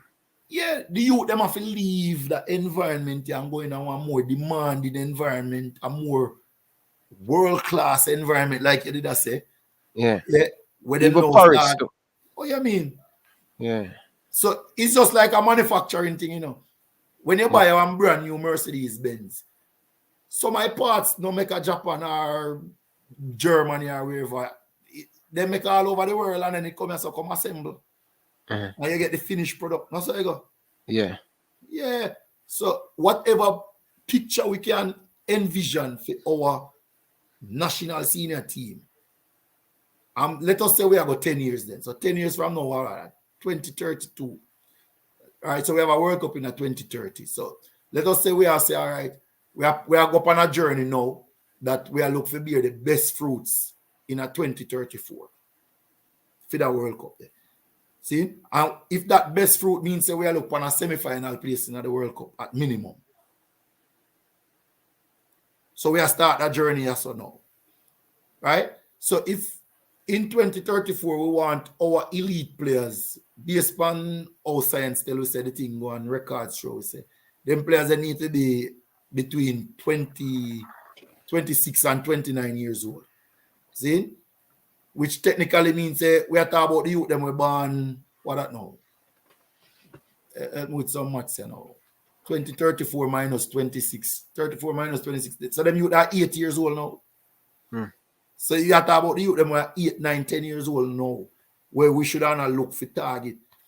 I'm going to say 10-year-old me get even more excited because about 2015, I help my wife do an assignment for a study what she do. And we write a proposal as part of the Jamaica 2030 thing for Jamaica for host and win the under-17 World Cup for both male and female. So the male would be 2029 and the female would be 2030. And at the same age bracket we are talking about right there. So just imagine if no, I'm not right. 29, 17. I'm wrong, man. My math's not so good. My math's off. But anyway, the idea is that we want to get started with a group of youth now who in 2034 will be the it. You know? Go be that shining star that we are looking for. Coach, you know, so every time me hear you speak, I talk about long-term vision. Virgin, may I tell you this, may I tell you the truth. This is my opinion, not Coach Edward's opinion. It's when it comes on to long-term vision, based on what I see with the Football Federation, that going to cost too much money.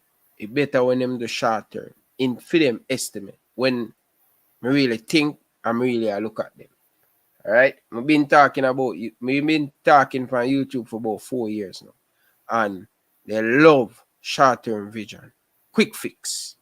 You understand?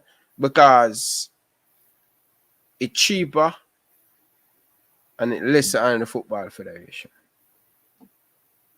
Our leader them need to start think about long term, and this is what I always say: when rich people and people want to conquer the world, them always think about long-term vision, not short-term. You cannot accomplishment short-term.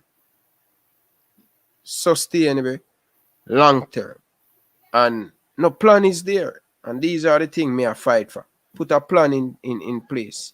Like everywhere I go in Canada, where so much football field, where so much, I not say we supposed to have that in a but. Like them coaching, bro. Like everywhere I go, I be a Jamaican coach. Yeah, man. A truckload of Jamaican coach in Canada, you know, brother. Bro, but like Canada been in this World Cup. In 2026, they might be in the World Cup. Kaita host. You telling me that Canada gonna miss out 30? 2020 30, man. 2030. Amount of coach, amount of Jamaican coach all over the place. Like Richard say, Ryan, you know, see nothing yet. Jamaica coach take over Brampton. Yeah, man. Because me personally know at least 6 of them up there. 6 of them. And them good. When I see Richard Edwards, when I see the man slow it down, when I see the man step it up, man say, Ryan, I study, you know. Me achieve what me achieve already, you know, but me I study more and go and get A license in Europe, A license. That me I study for. Come go over there and him say, Ryan. I want to tell you no, King, sorry for interrupt you. But yeah, when I see him Britain and I see him say you have a whole heap of yard man in a USA same way, you know. I build you like we are build up all of these things. But man, the USA women's team at the last World Cup, I think about 5 of the players them come from Colorado where London and something there, you know. Yeah. And even when I watch a US podcast the other day when the USA play, they must say, yo, this Jamaican team could because Lana coach them. They know him and say, yo, he's a very good coach. Them man, they are legend in a US women's Bro, when me hear the people, them, the woman, them, some of the woman, them who play on the USA team, he a big part of bringing them up through the youth system. I don't know joke thing, man. And me never hear that from the Jamaica. Me hear it from the journalist them on them podcasts. When me I watch them podcasts and she say, the females them say, yo, Lan, so much girls he bring up through the United States ranking. And me I say, like all our best people them, the overseas.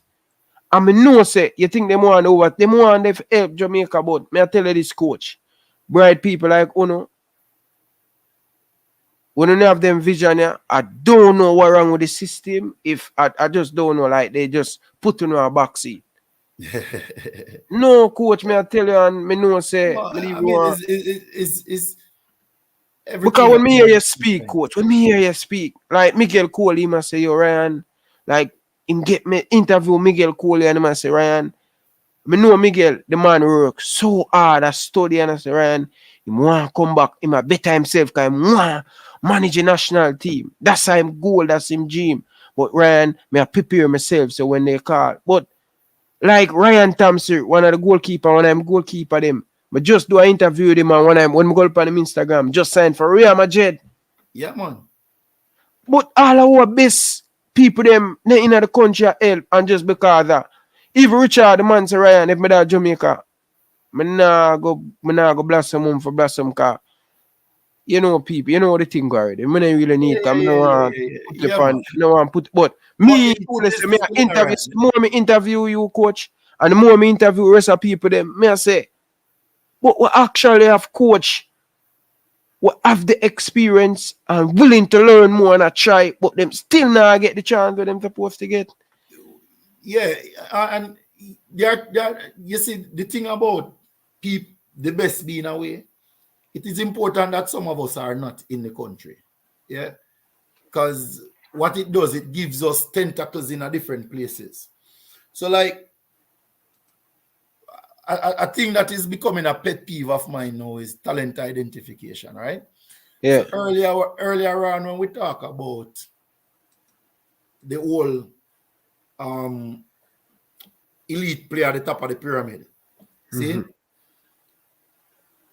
There's a story about Wales that in 2011, Wales was ranked 118 in the world. One place behind Haiti at 117. You know where Wales ranked today, brother? 18. 18? 18 Wales ranked today.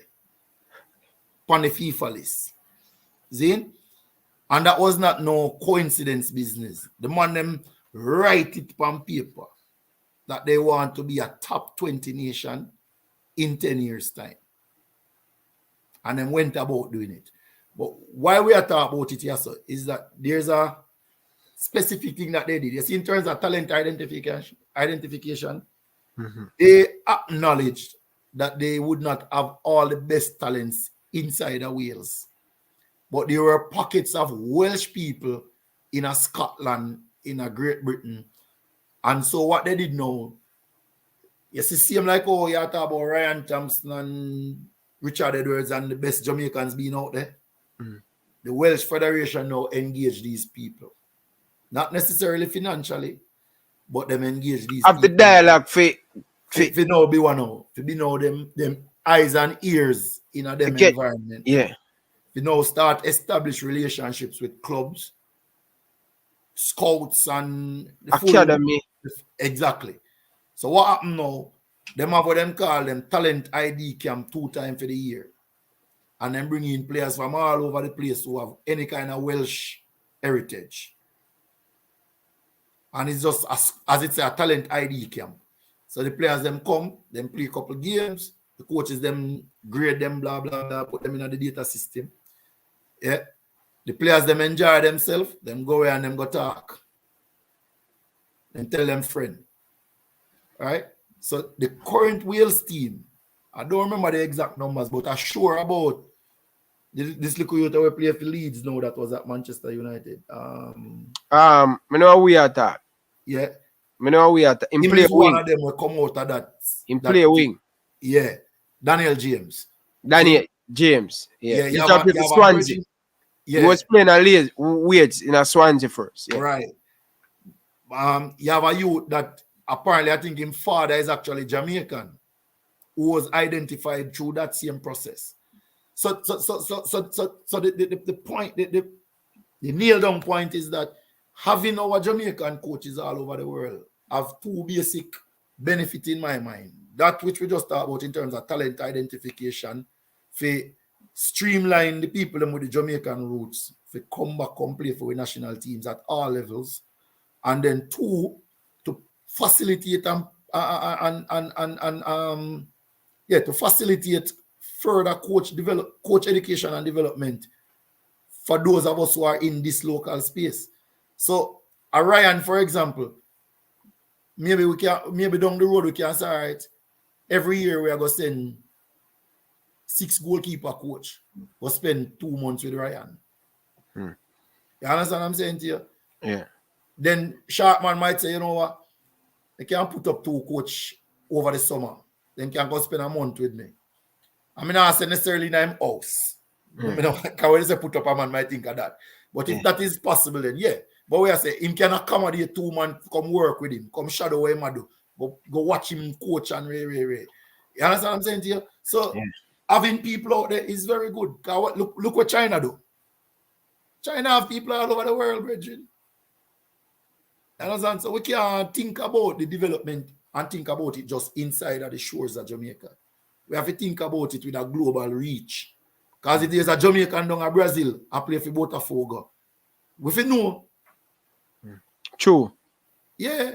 But coach, you know, say, we went to the session, Edward session, and we spot a wing back and a defensive midfield. You know, say, I tell you the truth, coach. When I see the youth, them, him say Ryan, I try to get him reach out to people from the Football Federation. Them now pick up, him send email, them now pick up. And him say, Ryan, I'm done. him done. Him not force nobody for nobody. You know, say the one of the youth them just signed for Toronto Academy. Right? And another one just getting a college, one of the top colleges in the United States. One of them could have played, one of them can play under 17, and one of them could have played under 20. And when I see the youth, them I say, no, sir. And he must say, yo, you don't see nothing yet. And the man send me some clippings of the junior college when I go in Canada and thing. But we are say it's good for some of our coach them forget that webcam that like you're doing like a research for the football federation. You know them spot talent and all of them thing there. But we don't have that. May I tell you, say, yo, coach, may I tell you, me listen to a lot of player, me interview a lot of player. The federation not interested in that. I don't know why, but them not interested in that. Anytime them interested in something, let me tell you when the federation interested in something. You see the last females under 15 where it look like them out for don't have a team. When the passport, them could get passport for most of the team. Them start reach out to people in the diaspora. Who Jamaican passport, but we need people who are in basically where the tournament are play. Anytime things go bad for the federation and it out of them on, no, you see them a try reach out. You don't know that player there. You don't know that. While from day one, you know, the man them not ask if we put a team player in a national team. Them not ask for no money. All them is just want to help. And it's so hard for them to listen. You know, say Ryan, it a got happen, you know. Might not happen while I am alive, but it a got happen still. It a got happen, man. But before it happens still, in this moment, in our development as a football nation, there's a divide, Zin, where you have Jamaican players, that is those who are born and bred in Jamaica, versus foreign players, which is our Jamaicans who are living in the diaspora all over the world. And that is a very unfortunate situation, right? It will take time, and it don't have to take a lot of time, but it's going to take some kind of, some amount of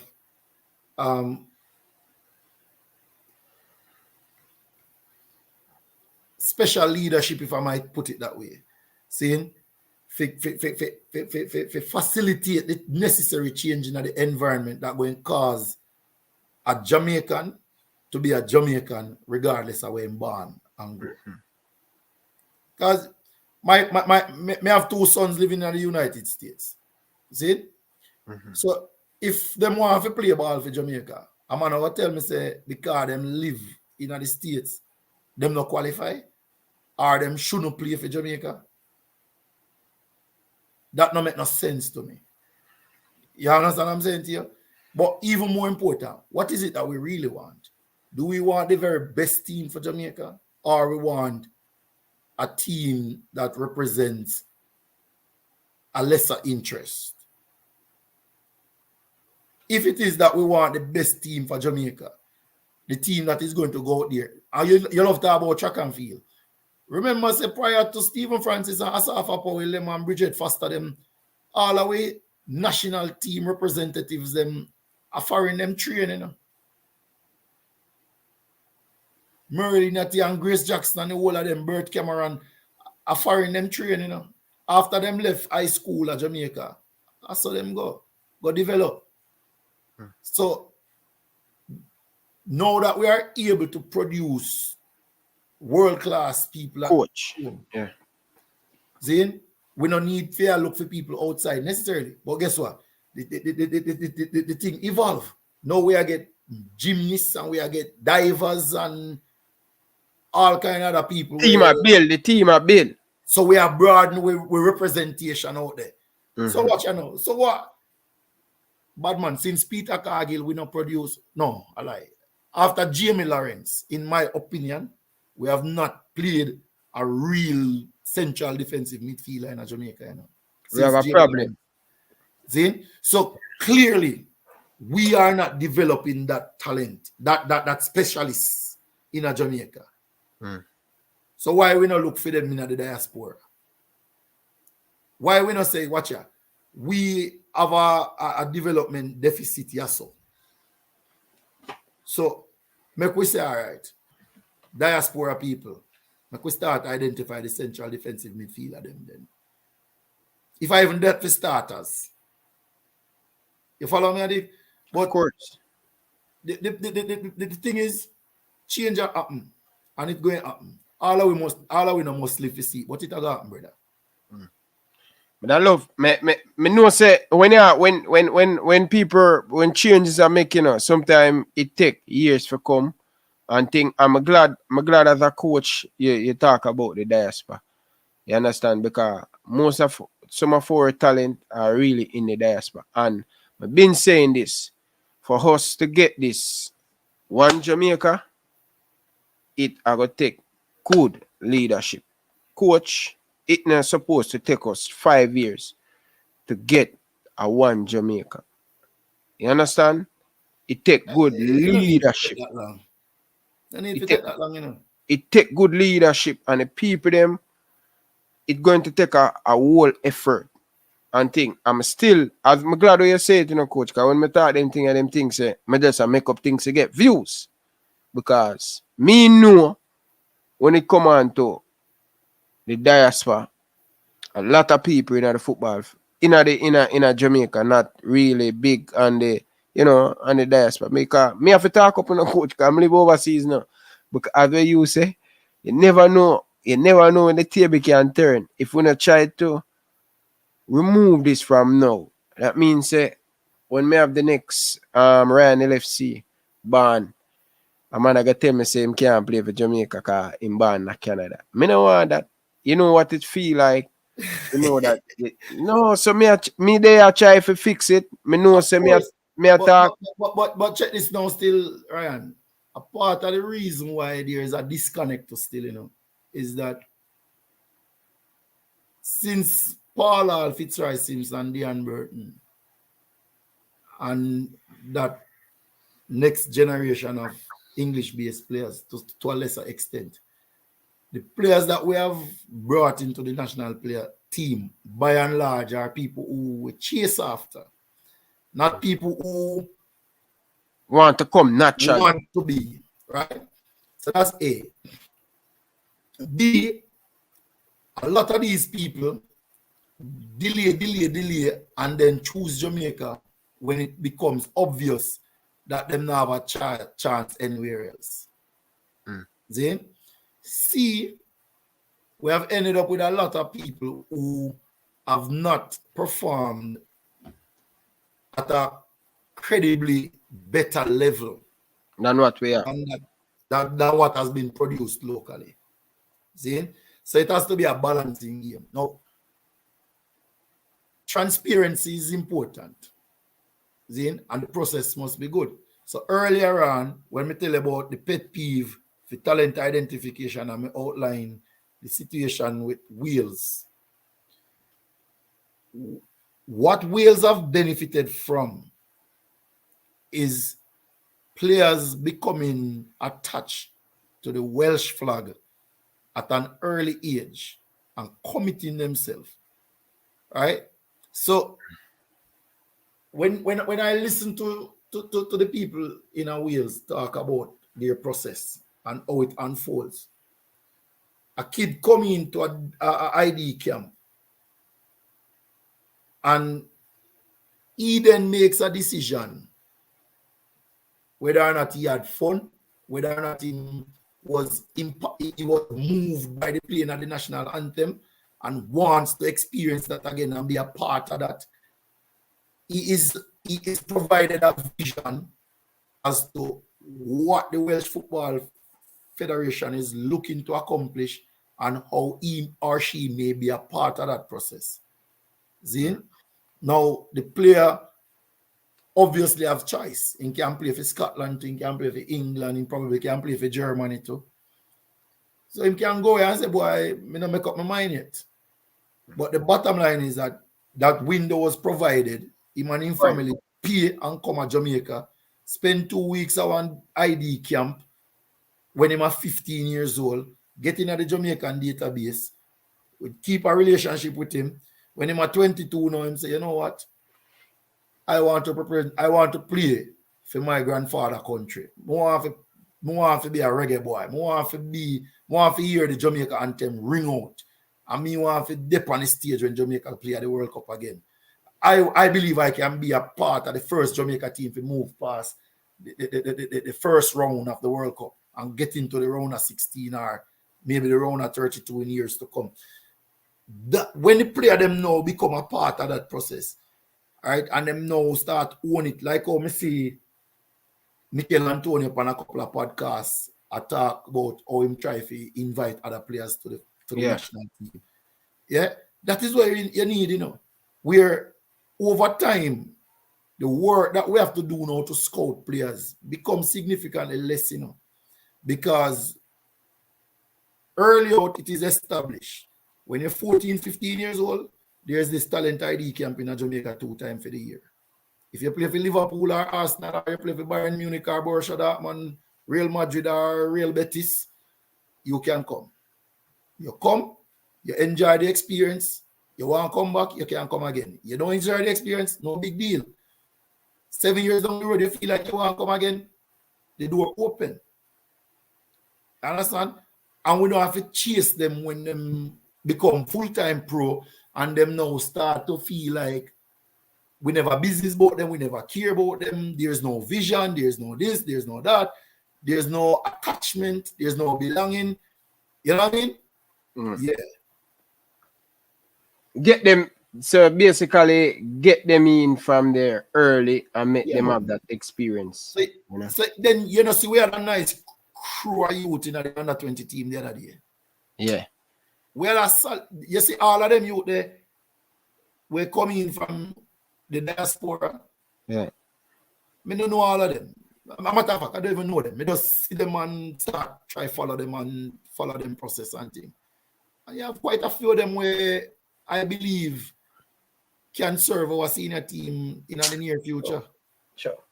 You know, some know say the fans them really love football. Some know say some of these people know about football.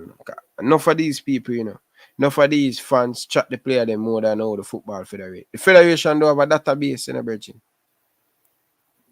Jamaica do have a database. We no problem. Second thing, our under 20 in a Virgin we just finished, you know. Fans are called for the youth name Boyce Clark to be in the team, you know. The striker. No, the goalkeeper. Oh yeah, the goalkeeper. No, in bad. What the striker name? The striker have a double barrel name too.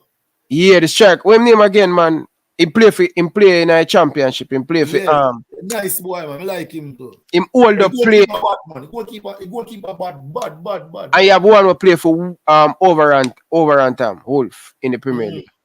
Yeah. Bro, we have some good player, Bridging, but like nice you see one next player, the man a ball out in Chelsea Academy now. We cap him. We play him one time in our friendly game against Scattered. Yo, you're telling me that why wouldn't bring them? I tell me I say, you know, nobody can tell me nothing, brother. I tell me now put the youth thing in passport. I think that I can't do that. But me see a copy of the man passport. I'm a link people from the federation and say, yeah, I'm getting passport now. You see them youth that were ball out, we have to cap them and tie them down. Because what England are doing now. Try get them past number 3. Yeah, you know what England are do? You know what England do? Them are Gareth Southgate aim is anybody who link with Jamaica. Serious thing in a bridge. Him cap them. Cap them, give them 2 alone. I'm not Jamaica alone. Remember, say them do it with all Eddie and Ketia them from Ghana. Yeah. Tariq Lamptey. Lamptey. Them you want to do it to Lamptey and Lamptey. Yo, but I'm saying. See all odds not die. Now we might try go back. I think him gone back to Ghana now. Yeah. Right. So it's not Jamaica alone. It's all of the Commonwealth them do it too, basically. Clark, the striker name. Yeah. I have another one named Taylor Robinson. Yeah, he play for Wolf. Tyler Robinson, not Tyler. He said that them youth we need to bring up in the senior team. The coach Algrim's not a chance, man. Make him show himself. But I want to tell it to the coach. Bring in some of them you see, after this, the coach I go to England. The coach I go to England, and he have some serious talk with some of the players. Them will leave out at the squad, and him and my boy have a good relationship, you know. And you see, you talk about coach building relationship when them go up on courts and thing. Him and David Mice, he dip on couple courts, and since then keep contact, and he definitely going to England after the World Cup squad name go meet with some of the player them. So I am willing to give, because I'm willing to give the coach a chance and thing, but do the federation going to pull with him, because it's an effort thing, you know, man. Like guess what? I hear Fuller say, yeah, see, right. in a real way, Brethren. Yeah. Any if we are going to be reasonable, we have to accept that in spite of the blunders that the JFF would have made down the years, there has been in recent months a trajectory towards better. Yeah, it's coming. Yeah, so in a personal way, I mean, I say this because I seek no favors. Yeah, let's make that be very abundantly clear. But yeah, in my eyes, yeah, I have seen maybe the last 6 or so months that we are heading in a different direction. Yeah, I'll be honest, something is coming. Something is some really good thing is coming. Months, I think we are heading in a different direction.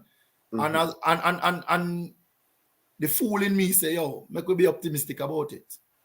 You understand? Make we be optimistic about it. Make we get excited and see, you know, how far it going to go and how well it will be.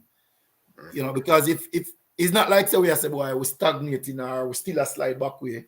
We see the thing are going in a different direction for the better. So, you know, let's hope that it can keep getting better. Yeah. Coach, I really appreciate the come. I'm not gonna be too greedy. I see me drink about 2 times, I drink Gatorade, you know, drink nothing there for 2. Yeah. So we're not gonna be too greedy tonight, coach, but appreciate every time you come and share it. As I say, coach, I say open to the people them. I'm a man of my word. Really want to see where you're going down in Manchester in the academy. So you need to set up something where we can get somebody to video it, show the training session, show all of the thing. In the new year, because the truth is, like right now, things really, really slow, and especially because the prep and primary school competition and just a start up.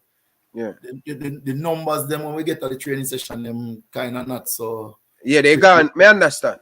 Yeah, so in the new year when the school football kind of up on the back burner and the whole of the youth them start flood the place now, it will have a better look, you know. But we appreciate that, and we're excited about this project here because it's one of the very few that is not inside of Kingston, and it presents some serious challenges, some challenges that sometimes it cause you to feel like you try to push the water up the hill, so to speak, but then at other times you feel like, yo, this is a necessary fight for push, you know. So we always represent for the countryman. I mean, our country born and we love country, you know, to death. So you don't know a thing. So we take time and grow it as best we can. And we have a nice 10-year development plan for it. And hopefully in 10 years' time we can look back on it and say, boy, you know, we accomplished all our most at that long-term plan. And once we get anywhere close to accomplishing that, nobody now to ask because it's going to be very obvious. You know what I mean? But coach, me have about 3 more minutes before I wrapped up. See? And I come and I never ask you nothing about Kingston College. Right? What do you think about Kingston College? Losing to you guys played today, right? No, yesterday. Yesterday. What did I play KC? FCGC back. Saturday? Yeah, Saturday evening. Saturday again. But what do you think about the team? Because I see I do a watch along for that game and I really sit down and enjoy that game. Or both team strategy wide by both team, tactical awareness by both team. You know, KC could have do much more better in front of goal with their finishing and stuff. But the ball movements of both team, you know, to sit down a Manning Cup game and enjoying watching that game. You know what I mean? And I think I enjoy watching the Boom Cup game against Arnett Garden Arnett and Waterhouse. Yeah, but watching the two game them, because me overseas now, so watch them two game there. But this is my perspectives as a fan watching the Manning Cup game. Yeah, both team, the KC and the SCGC is good, but one of the thing me would have like to see in the sports in a Jamaica, like play off the ball movements, running off the ball, even if you're not getting the ball, running off the ball to create space for your teammate. I want to see more of that, and I want to see more of player taking more, like before you receive the ball, you know who you're going to give the ball. You pass or you move the ball with the pace, with accurate, or you run off the speed. Because when watch end this message, Jesus Christ, this boy never get the ball when he run for Liverpool, but he keep on making that run to make space for the other players and thing. Yeah, man. It's a part of the game that is weak. Because we actually play more with the ball than without the ball, to be honest. Yeah. But our play a little bit slow. Yeah, man. Football very slow, man. Very slow. Yeah. And this is where the infrastructure thing come in, because in a the turf, the ground, the pitch. Yeah, the pitches don't encourage speedy play to a great deal. But as it relates to the game Saturday gone though, yeah,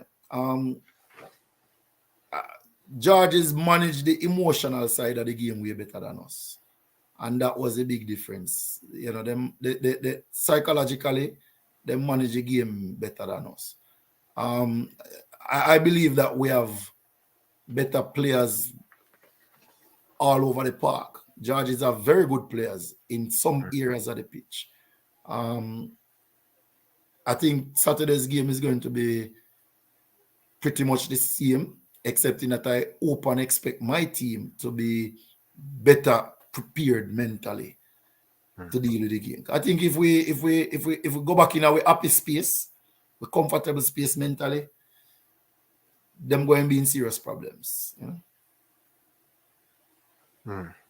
So I know this early still. I could ask you this over WhatsApp still, but so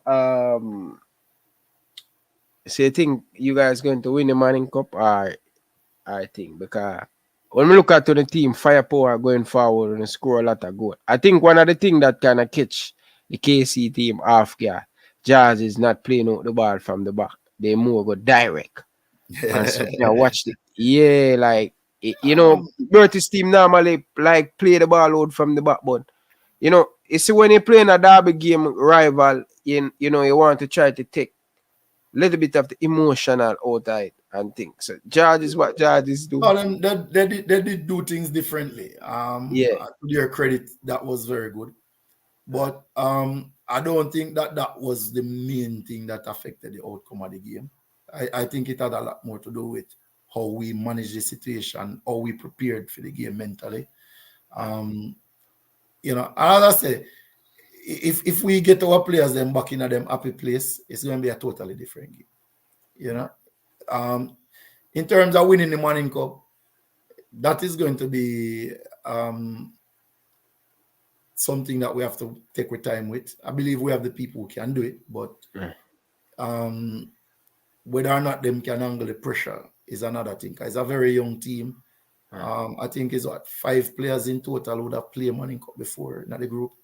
And of that 5, I think it's only 3 of them ever play a 90-minute match. So the team really quite young, are short and experienced, but them have only for talent, and them responding quite well to training. So we have some time after this game Saturday that we intend to put to very, very good use. That will make our team a brand new team for the next phase of the competition. And if we can get it right, then we should be doing well, doing good things, you know. All right, quick, one more, just 1 minute. Which other Manning Cup team that impressed you where you say, wow, this team is good, or you don't see any as it? No, man, JC a team for beat, the man Mona. Stats is going to be difficult for sure. What about Excel Soccer? Having been good, right? I'm Excel the past 2 days. They have been doing well, but I can't speak to them, to be honest, because I haven't seen them. Okay. Yeah. The results speaks for themselves still. But I think those schools that I called earlier, and then of course you have George's, who Neville is a wily brethren, and once him get to the next stage, which he already qualify for, then any dice can roll this. So, you know, Charlie Smith, I think, will also pose some challenges, you know. So it's far from over, you know. And I think it's the teams that will deal with it best. But I think the team to beat is really JC. That's my opinion, you know. Okay. All right, fair enough. But coach, I want you to go enjoy your night. You know me, I go there now. I go watch some NBA. Yeah. Well, before we run off of the call still, again, we give thanks for the opportunity, and we give thanks for share. Peter, we never really get a chance to interact with people on the view who would probably have a question or comment or two. But if there's anything out there where can be shared and we deal with it outside of this space, I'll be very happy to do that. You know, more of a kind of just take a minute to salute a few people who really instrumental in the journey to date still, you know.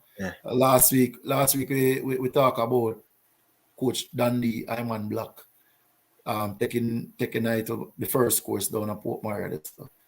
But there's another brethren who we never actually do a coaching course together, and we never spend a lot of time reasoning, but a few times we reason very impactful. Yeah, we talk about Coach Boys in Nicholson from down at Westmoreland, you know. All of our respect to that man. Coach Downswell,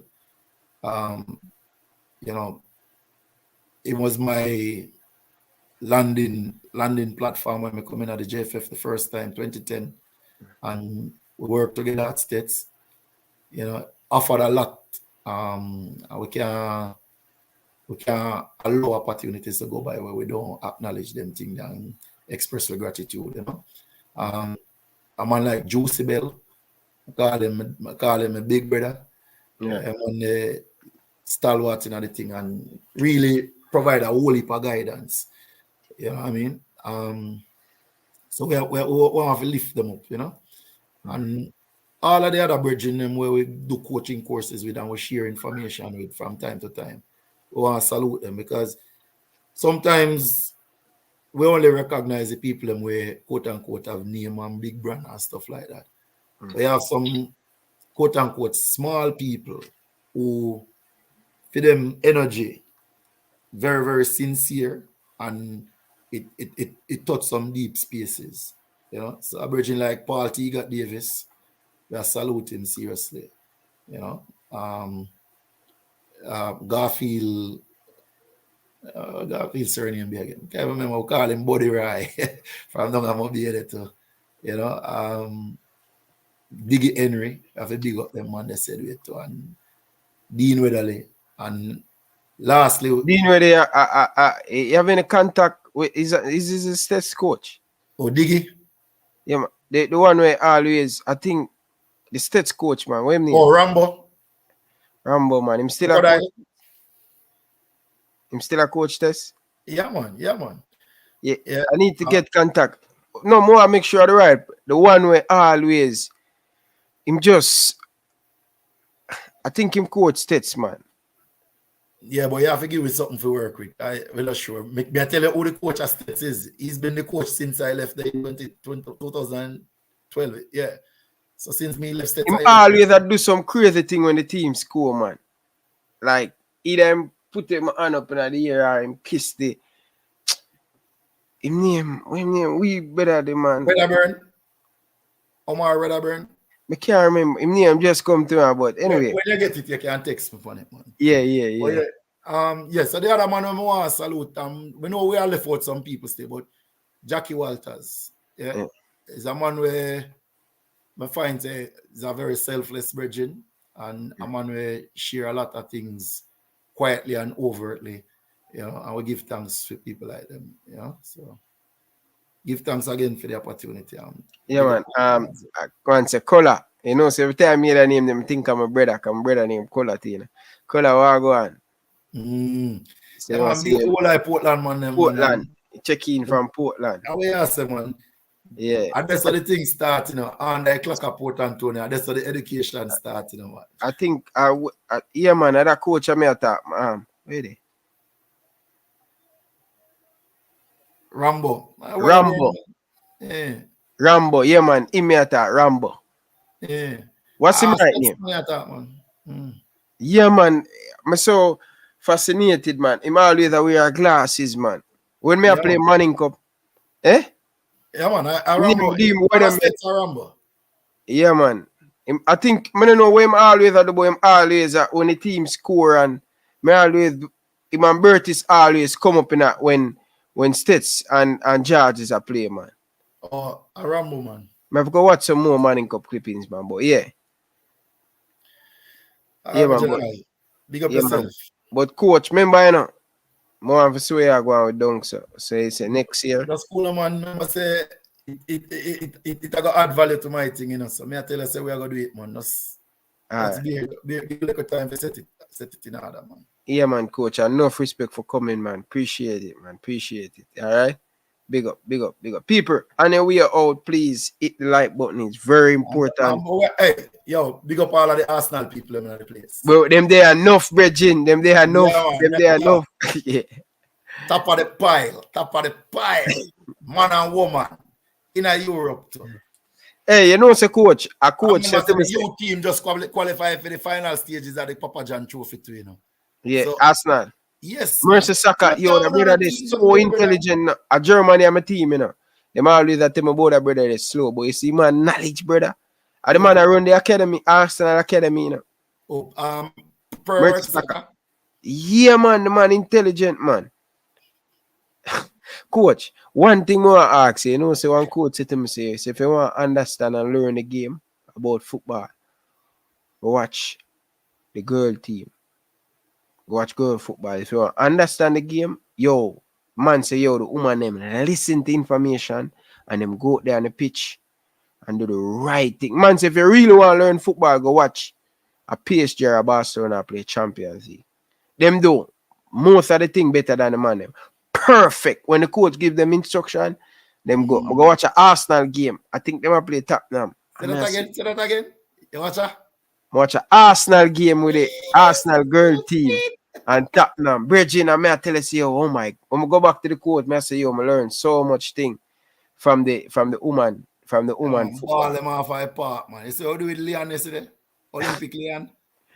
Yeah. Yo, as them boy does the ball knock through the ears. Yeah. Big up, man. Big up. Dentil, big up to all the people that know Dentil. Dentil, I love that feeling, one of the best feel, I think, when I play Manning Cup still. Holy mango and orange on the chair and thing, you know. As I told you. That's why you like over there. Yeah, man. Love them identity. You never kill the people and follow. No. Yeah, man. I like Dentil, man. Dentil is a good screamer. But coach, big up, man. Thanks for coming, man. Appreciate it, man. Really do appreciate it, man. All right. Big up. Man, solid. People, anyway, please like the video. Just like the video. The more people like it, the more people can see the interview. All right. Nothing but love and respect. Until next time, from your boy Ryan LFC, I like to say peace out. Thanks for watching.